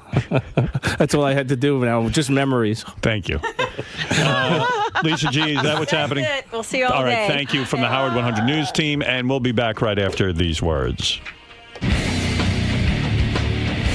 Scott. You were smiling while he was doing So you were a real live stud back in the day. Yeah, but you let I him wasn't do a it. stud, but the hell's wrong? Well, you were swinging. You were doing some exciting, sexy things. Yeah, we did some things. We did some nice things. It was fun. I had a lot of fun. Now, right now, you've got a completely different lifestyle. I do. You've really settled in. I have. Do you ever think of having a throwback weekend and Absolutely getting back not. in there? No. That doesn't happen. Your current wife is not into that? I mean, I'm not into it either. I mean, it's just something that happened when I was young, and it doesn't happen now, and it won't. Why not? You don't have any desires to get in there? No. Why would I have desires to do that? I don't know. You get some thick shag carpeting, get a little orgy music going. I was young and single then. Why would I have? Why would I want to do it now? Well, why does anyone try to do anything throwback? I didn't try to do it. It just happened. I mean, things. I'm just saying, maybe you want to have like a vintage weekend and get back in there just to see if you could. No. No. Things change, and your life changes, and you move on, and that's what happened then. And this is what I'm married now, and I'm happy. So it was a phase. A phase. Good word there, Greg. Thanks it was a lot. phase. Thanks a lot. All right, you go ahead. You play on, player. Thank you. You play on. Nice. Hey, Dominic. Is it real that Nancy was on today? I mean, I'm listening, and I feel like it's another world. She's going to be on Dial-A-Date. You're not going to, please promise me you're not going to ask her to ride the Simeon. I can't promise that. I'm not promising anything. That's the first request. That's right. Pretty wild, huh? Is it, I mean, it's like not even real, the whole thing. What do you think is more unreal? Nancy doing Dial-A-Date or Scott the Engineer being a swinger in the 70s? Number 2. That's why I'm glad I missed the swinging period. I'm a swinger. You know what's great about that? It was fun. When you think of swingers, in our mind, we like to think of like Brad Pitt and Angelina Jolie with maybe, another hot couple or something. But the reality is, because when I used to watch Phil Donahue and Oprah and they'd have swingers on, the reality is it's Scott the Engineer. Yeah, they were heinous people. Yeah, it's like, I know I'm heinous, but it's time to swing. I mean, that's the reality of swinging. Well, this weekend you had shows that were on. I couldn't go away from the radio. There were things from the past, like when Scott was going to have sex with That was one of the greatest shows. Memory Lane was particularly great. I loved the Wood G Indecent Proposal movie. Do you remember that one, Fred? Yes, I do. Yeah. One of his best. One of the best. I'm upset that I didn't hear what Dominic just said because I've never laughed so hard in my life. Oh, my God. That was a great show. And Howard wants to know, Scott, did you discuss it with his son? And he said, yes, we had a long talk about it. Oh. He understood. How did you understand that? I think of my own dad. Imagine he came home from work one day and said, look, I have an opportunity to make $250,000. I'm going to have sex with a man. That's one time where... Like, I would just jump out a window and hang myself. After we decided that it was just going to be Scott's head poking out of 2 curtains and him just getting fucked and just thinking of Scott's head just thrusting forward, and that's all you saw. Me and Stutter and John shared a cab to a certain place we both had to go, and it's the only time I shared a 10-minute cab ride with someone I knew where we didn't speak because we were laughing about it. We couldn't get the vision. Like, it had leaked from the show to lunch to a cab. Like, we couldn't stop laughing. Like, I have such respect for my dad. Like, I don't think my dad would have discussed it with me, but I imagine it would have been like, Howard, I need to tell you something I'm going to do because you might hear about it at school. Yeah. I'm going on a radio show and having sex with a porn star. Oh, my God. Well, that's so you can go to college. Oh. How do you approach your son? What do you say? Son, I need to sit down with you and have a conversation right now. I hope you can handle it in a mature fashion. Come here. Now, here's what Daddy's going to be doing. Now, remind yourself when I tell you this that they'll only be seeing my face. Remind you, we have a black cloud I have to somehow get rid of. You want nice things and your mother wants nice things, and I have an opportunity to come into a windfall. This chain of poverty's got to be broken. You've been chosen. We can add 300 square feet to the house. The chain of poverty must be broken in our family. You think about it after taxes. The reality is like he could have built a nice deck. This is a chance for a new start for our family and a new deck. Daddy wants some copper gutters. But Daddy, what are you going to do? Well, let me explain to you. Look at me, son. As you can see, this is my only chance. There isn't a whole lot of opportunity for someone who behaves like me and looks like me. We'll see who's the embarrassing loser when you're cooking on a brand new Viking grill. I was also a swinger in the 70s. Well, look, son, what I have to do is they're bringing in a black porn star with an enormous penis to put it in my ass for no less than 10 minutes while I'm on pay-per-view. But, of course, only my face will be seen as I take it in the ass. So you'll never witness. Also, this will take place in Giant Stadium, where I imagine many of the friends from school will be in the audience. And the Goodyear blimp will fly by. How did Scott even think about it for 2 seconds? He went home and talked about it. Discussion with his family. It's discussion. That's right. I discussed it with my family. Not everybody can be a They Trump. all agree is what he came back and They said. all agree I should take it in the What a family. Yeah, no, his wife said yeah. All right, I'm going to take an anonymous vote. I'm going to put out this hat, and I want you to write down there's supposed to be 3 votes, one of them mine. In Okay, each we'll give one you to the dog, too. Yes meaning daddy should take it in the ass, and no means no. Now, of course, you and your mother will get free tickets to this event. and we'll have 10 additional. Son, maybe you want to bring your prom date? Hey, Scott. Oh, his poor kid. His kid's a nice kid. Would your band though. like to play while I get fucked in the ass? Daddy, can I have a new bike? Oh, man. You're thinking small. I'm going to get a Honda Pilot. That's a car. Do you realize for $250,000 after taxes, I'll clear a whole 100,000? You're talking life-changing. We could get a built-in pool.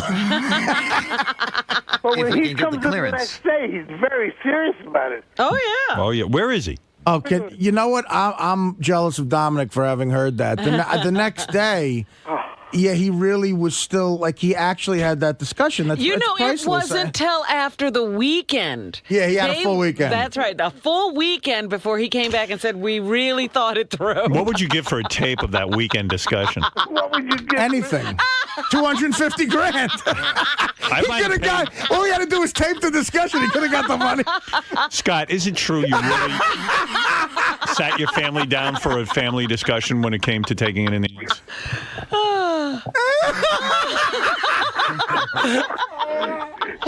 You know what? I don't even. It would have been the ultimate I don't jackass even move. remember Man. exactly what happened. How did you explain it to your son? I mean, really, what do you say to your son? Like, how do you I approach have that? good news and bad news. No, really, what do you say in a serious way? I really do want to know. It must have been terribly uncomfortable. Go ahead. We'll be quiet.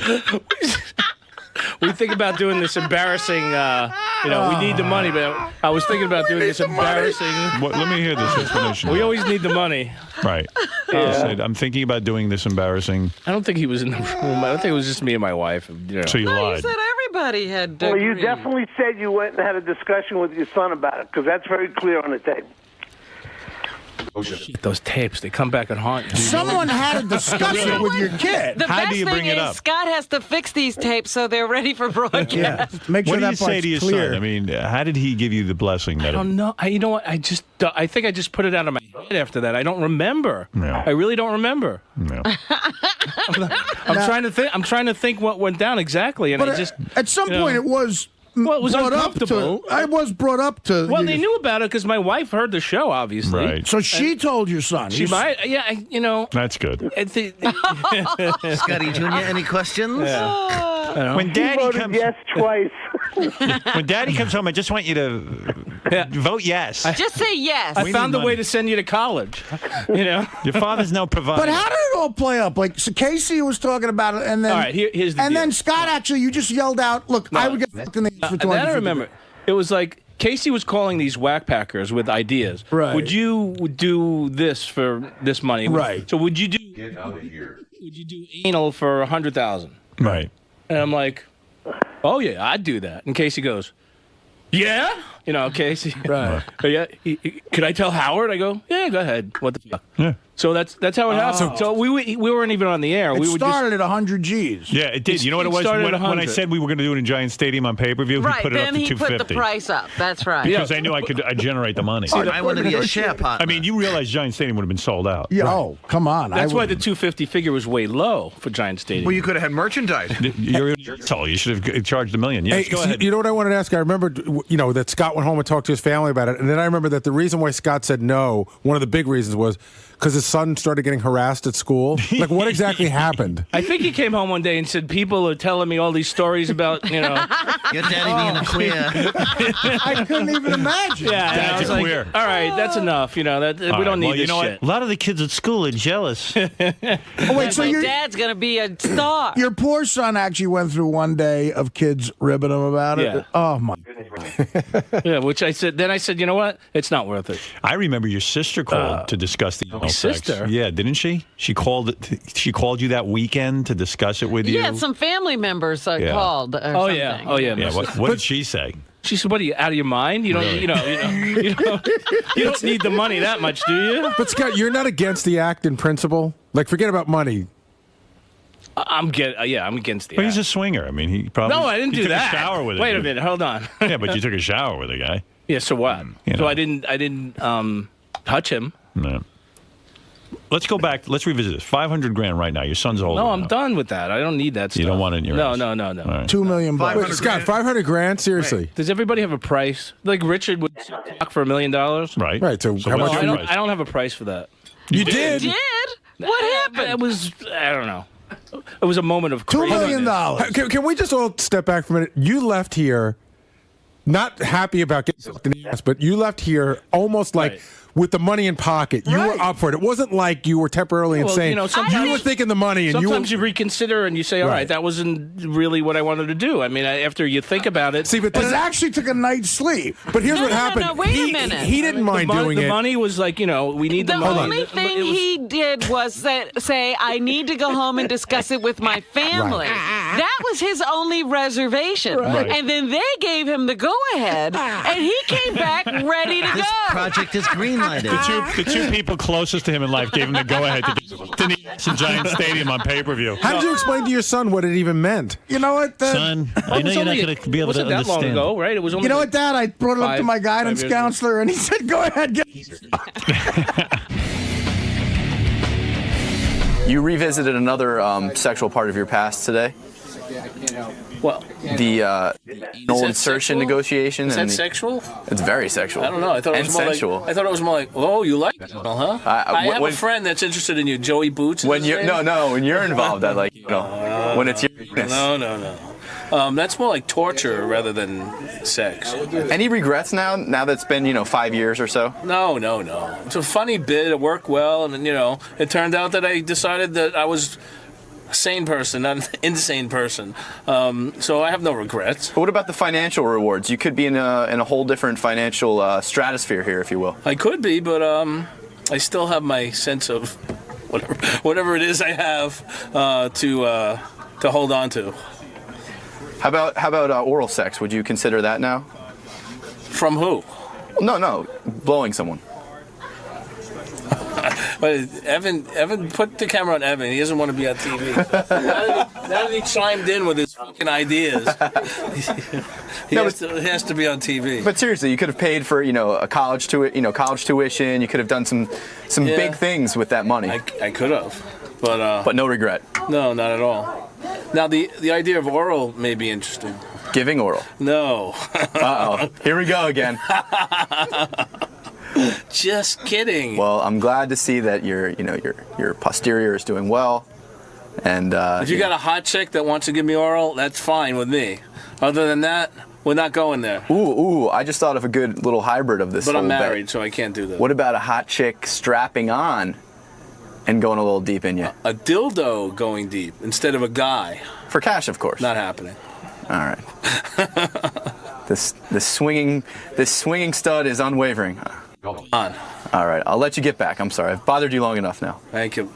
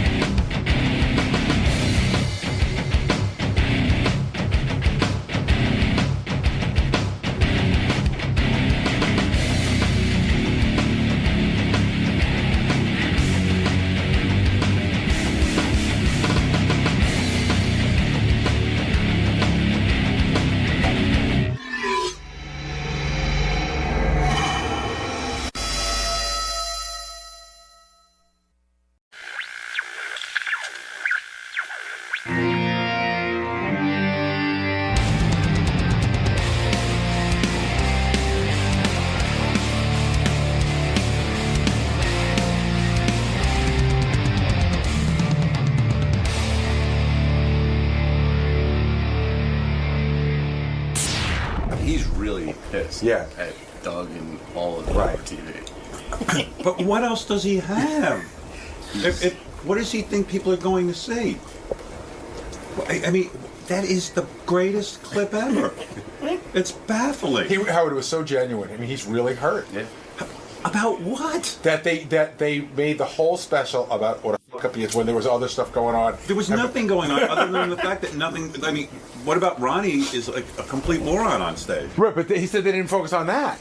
I was listening to the wrap-up show yesterday, and it amazes me that Scott is really upset with the Howard TV people because they did a series on... Howard TV does a great series behind the scenes, and they followed Ronnie, Scott the engineer, and Shuley up to one of these Ronnie block party appearances. And the behind-the-scenes show eventually focuses on Scott because Scott doesn't do anything at these appearances, which is funny, which is the whole reason he's funny. He never knows why he's funny. No, and then so now he's like, I'm really angry with everyone at Howard TV because you have to hear this rap because they focused on me and it was very negative about. But what else would you focus? He's so silly. It's the reason he's funny, and it was very negative. Like You're out of somebody your should mind. turn him into a positive person. Yeah. When they're filming him. I can't believe they couldn't find anything else funny to cut. I mean, Scott. Am I the funniest one there? Well, Scott, the only reason you're a bit interesting is because you're so not interesting. That's You've your taken thing. to not interesting for the compliment. to a new level. It's for you to walk around angry with Doug Goodstein is the mark of an insane human being. You've officially gone over the cliff. Really? Yeah, you're insane. You're insane. Well, the behind the scenes was supposed to be about Ronnie's Scott, block party. You'll never be at a block party unless there's something about you. Like you can't do stand-up. You can't do singing. You can't dance. You're standing on the stage doing nothing. Nothing. You do nothing on stage. And that is the only thing that's funny, that you think that you're doing something. What do you think you're doing? It doesn't have to turn into a bash, for Sure it 45 does. minutes of bashing Scott. But what else would it be? How else are you going to get gigs? There's other people involved. I'm not the headliner. Shuley's the headliner. But the fact that you're that hidden star, the breakout star. Yeah, Shuley goes up and does a stand-up. Yeah, he does. And it's fine. It's funny. You go up and do nothing. That's fascinating. There's lots of guys who go up on stage and do stand-up. Yes. There's no one like you in America who actually goes up on stage and demands to be paid and then even gets angry when he's not paid fast enough. Takes a lot of talent. Yeah, I mean, you have absolutely no talent. You have no reason to be on stage. And there you are on stage. If that should be a 10-hour behind-the-scenes Howard TV. They went too easy on you. No, really. They did. No, I don't think so. Well, that's why you're funny. Okay. And I'll never be able to explain it to you. You don't even see it. You got to hear this guy. I want to see the show. I forgot that it had gone up, and I didn't get to look at it yet. You made a big mistake. Well, you were part of the bashing, so. Oh, was she? Of course. What, my laugh? No. What did I say? They interviewed you, and you said, Oh, yeah. She wasn't bashed. She was part of the bashing. Yeah. Right. I know. She was very funny. She started to laugh when she heard about you on stage. It was the best part of the special. I mean, listen to this guy. It's unbelievable. Well, first, Ronnie spends a lot of time with Scott the engineer. He loves it. Yeah. And they said to Ronnie, be honest. John Heiner Gary said, be honest. Is Scott fun to be with? And it threw Ronnie. He had no answer. Right. I mean, he couldn't. He couldn't say yes. Because there's no way Scott's fun. Well, of course I'm not fun. No. I mean, I'm not the life of the party, obviously. No. Life of the party. is questionable. If you're alive. You're barely alive. Thanks. Here, listen to this. I spent the whole weekend with Scott before Thanksgiving. But you guys used to hang around a lot. Yeah. So you've always been sort of friendly. Yeah. Is Scott fun to hang out with? Be honest. I'm getting to sound like him. No, it was fun. I mean, he's a little. He's got. That doesn't sound like it was a very good time, Ron. No. Don't put words in my mouth, dude. We had a great time. He was so flummoxed by that question. Yes. Is Scott? Nobody ever asked me if it was fun. He never thought about it before. He just goes with Scott. And then Scott comes in and he's upset at Howard TV. And I went, this guy has flipped his lid. Well, you're delusional. You need to be locked in a mental institution. You're crazy. What is it you think is going on at those comedy clubs when you show up? Well, what do you think is going on? I'm not supposed to be Go the ahead. center of attention. I'm a side act. But you're whatever I'm a act, side there's asshole. you're a side no act. Well, You do nothing. It was never. That's what's fascinating. The point was and then never, you're upset when people point it out. No, the point was never to have me do a lot anyway to begin with. But you're getting paid to show up. I'm getting paid to be there. And to do what? To help. To entertain people. And you get up and you do nothing. And then you're surprised when someone comments on it. That's why people will continue to go to see you. They want to see you do nothing. And sit there with a big smile on your face and demand to get paid. Yeah, well, okay. Well, I have demands. Where's my room? And first I need to eat, I mean, I want my parking comped. Yeah. You're the go-to guy people fuck around with. But they may use it as a joke, but it might not be real. In your mind, how much of it is real? A lot of it's real. I mean, it's a perfect example. They just ran a special on Howard TV about the Ronnie Block Party. Mm-hmm. So 90% of that Ronnie Block Party was not Ronnie Block Party. It was Bash and Scott. That's right. Seriously, that hurt me because it was supposed to be about Ronnie's Block Party and behind the scenes, but literally 90% of it was Scott's a fuck up. So who was doing the bashing? Yeah, who was bashing? Everybody. They interviewed the guests, the people that came, Ronnie, Shuli, the producer, Lee. So do you feel that anybody they could find? Do you feel that what they did is unfair? That and was you're not that person. I get it. I'm not. I'm not an exciting person. That's the life of the party, obviously. So hey, whatever. If they don't want to hang out with me, fine. That's fine. I mean, I'm not. I don't get crazy about it. He's nuts. They're missing out, not me. Oh, what are they missing out on? On the fun that is Scott. Mr. Wonderful. Yeah. I heard he's... If your life gets too exciting and you need to come down a little, you hang out with me. I hear you're really angry with Doug Goodstein and the whole Howard TV crew. That's hysterical. Listen, why? Because tell me more about that. How would you demonstrate it? I felt that was piling on, okay? Yeah. How did you demonstrate that? Are you not talking to them? No, I'm fine. No, you shouldn't talk to them. You should be really angry with them. Well, take yourself away. Like you said, it'll be their loss. Yeah. You ought to... I'm talking to them. I'm not, I was upset at it. You're insane. I want you to know that. You do nothing at a gig, and you're shocked that people want to talk about that. Now, here's the group of people. They have to put together a TV show of Ronnie's Block Party. They're looking around at what's going on, Scott, and they notice you. Scott yelled at Howard TV producer Keith, that guy Keith. I didn't yell at him. Yes, I heard you really yelled at him. Didn't yell. But I'm just trying to point out to Scott that he was the most interesting thing. Yeah. When they were filming. That's what they do. They have to tell a story. What's more interesting than Scott's... Go ahead. Keith, I didn't yell at you. I came in and they said, "Oh, there's another culprit." I mean, because you were part of the gang on me. The bashing. I didn't yell at you. First off, it's not a gang on you. We point and shoot. You do what you do. Right. All right, say it. Nothing. And I do nothing. The camera loves you. It's Scott. It's hysterical what you do. The fact that you go there. I mean, most people like you, someone would say, "Hey, Scott, do you want to make an appearance?" And you'd go, "Of course not. That I don't do anything. What would I do? I would be embarrassed." No, you say the opposite. How much do I get paid? Where's my hotel? What why am I not getting paid fast? When am I going to eat? I mean, you're like J-Lo. I was going to say without the talent, but J-Lo doesn't have any talent. I was going to say you're like you're Tom Cruise without the looks or the talent. I mean, and yet you show up like Tom Cruise. I'm Tom Snooze. Shut up. You have demands, and you're angry, and you have rights, and I don't have demands. It's the greatest. It's the greatest. You don't even see yourself. No, you're the greatest. Don't be insulted. Okay. Because your whole thing is showing up and doing nothing. And don't stop. There's one You point. figured out a way to make it interesting. There's one point on the less Howard. Than nothing. There's one point on the Howard TV special where Scott comes up with the idea that he's going to dance into the audience. That's going to be his thing. Right. And Shuli's beside himself because it's the greatest. He's like, "Yeah, you got to do that." Well, I'm trying to come up with something that I can do. That's the point. You're getting paid and you have nothing to do. You're already on the bill, and you're now deciding what you're going to do. And his thing is to come out dancing. Well, dancing with the boars. Do you realize how funny this is? This is a wild thing. Dancing with the boars. This is an incredible thing that's happening on the show. Of course we focus on it. And if we didn't focus on it, you wouldn't be asked to go anywhere. It's incredible. You're not a superstar. The reason people are willing to pay to see you is because you're not a superstar, and we goof on you. Otherwise, you got nothing. If we ignore you, like the rest of the If we world, start just saying nice things about you, you're done. Okay. Now go back there and wait for more insulting things to be thrown at you and be glad about it.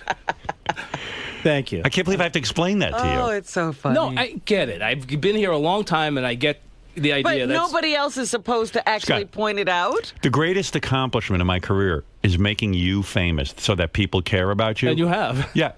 It's remarkable that anyone would pay. Like, that's why Robin was laughing. When she heard someone paid $35 to go backstage They're and not coming meet you. to see me. Well, they're coming alone. to see you and Ronnie. Yeah, okay. Two of the biggest bores on the planet. No, they're coming. It's not just. Ronnie's been going around now and doing red carpet interviews because some maniac wants to give him a talk show. Right. And, I mean, it's unbelievable. Another guy with nothing interesting to say is out there on the red carpet. It's a phenomena. None. Phenomenon. That's this show, and that's Yeah. you and Robin, and Right. Yeah. So be grateful. I am grateful. Be shocked. But I be thought amazed. it just went over the top a little. Find it as funny as I do. Over the top. Be happy someone paid attention to you. Okay. Go back there and be happy and smile. All right. Tell Keith you love him. Thank you. All right. I love Keith. Beg I do. him to keep the camera on you. You made extra money. Now get out. What a maniac. I'm listening to this thing. I go, this guy's insane. Oh, he's just upset. amazing. He's upset. Now he demands to be treated better. If you don't want to be upset, don't go do these gigs. How could you actually think that you wouldn't wind up the star of the show? You're at a comedy club or whatever it is, and you do nothing. I wonder what Scott thinks Howard TV should have covered at the block party. Like, what would he like to have seen covered? Well, Shuley did the stand-up, and... I'm not the star. Oh, you're the star, all right. I guess explain to me he's not the star. I mean, why? Let me just go there in peace. If Howard TV didn't cover this, then why would anyone go see him? What is he? You know what? I could spend 4 hours on this. Just analyzing how he's thinking about this. This is crazy. He wants to go there and be treated like a star and have no one goof on him. I mean, people are actually paying extra just to meet him. Right. Him. I avoid him in the hall. And I never step foot into his studio unless I have to record a commercial. And there are people willing to pay $35 to stare at him. I mean, think about that. A guy I'm trying to avoid. It's unbelievable. And he's more interested in eating. Yeah. Oh, and then it's like, well, look, I do have to eat. And he's like drying his hands off from the grease while he's shaking the $35 customers off. Right. It's unbelievable. If you get to meet him, it's not like nothing else. It's worth $50, trust me. He should up his price. Ay. Why were they focused on me? Mm-hmm. I mean, why would you do a special on me? Where's my dinner? Where's my room? Where's my talent?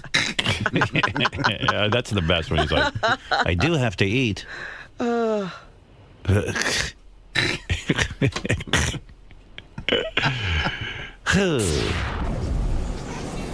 already have the shit-eating grin because whenever I go near this guy, I laugh. Are you shitting me? No, there's a direct message. You insane mental fucking whack job. It's such a waste of time. That went well for Nobody you. knows what the hell she's talking about. Who's him? That went well. Who's him? She tried to make a point. That went well. Yeah, because you go rat to, Do something about this. I ratted to Whatever who? it is she's complaining about. To who? Yeah, who? I didn't say... Dude, Who? this guy is so insane. He tells me yesterday he has a nice private conversation. Did we have a private conversation? He said he was pissed at you. Did I say anything to anyone? You go on the show an hour later and talk about it. After you said, let's not keep it between us, let's not let it leave the room. I didn't say a word to anyone. Not even Ronnie, who I tell everything. Well, they were questioning. You didn't have to bring anything up. Energy for nothing. Let's keep it between us. Well, you're the one who spilled the beans. That went well for you on the air today, didn't it? It's all your fault. You can blame me all you want, but dude, He goes on and on. you're the catalyst I'm of the everything that happened, not the asshole. I don't call people It's assholes. funny how you came in here with a camera guy. Of course. Was he just following you around? That's what he's doing. That's the job. Do you not know the They show? don't follow you around. No. Do you not know the show? B-roll over there doesn't follow you around all the time. He does. I know He needs the to yelling follow at up. cops. So, I don't know what else to say to you. I mean, I think you get it. Practicing the law. There's not much to say. Everybody's a lawyer. Yeah, That's what I said to you yesterday. Howard repeated it. I didn't say a word to Howard. I didn't tell anyone. Just keep following me around to block parties.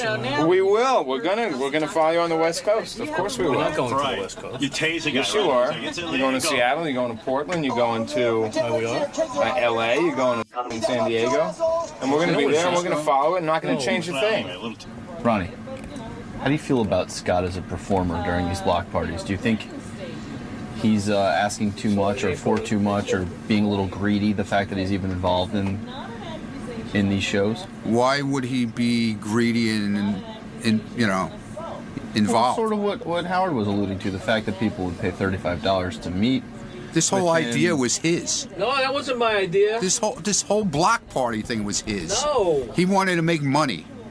This was all his idea. That's not true. Yes, it is.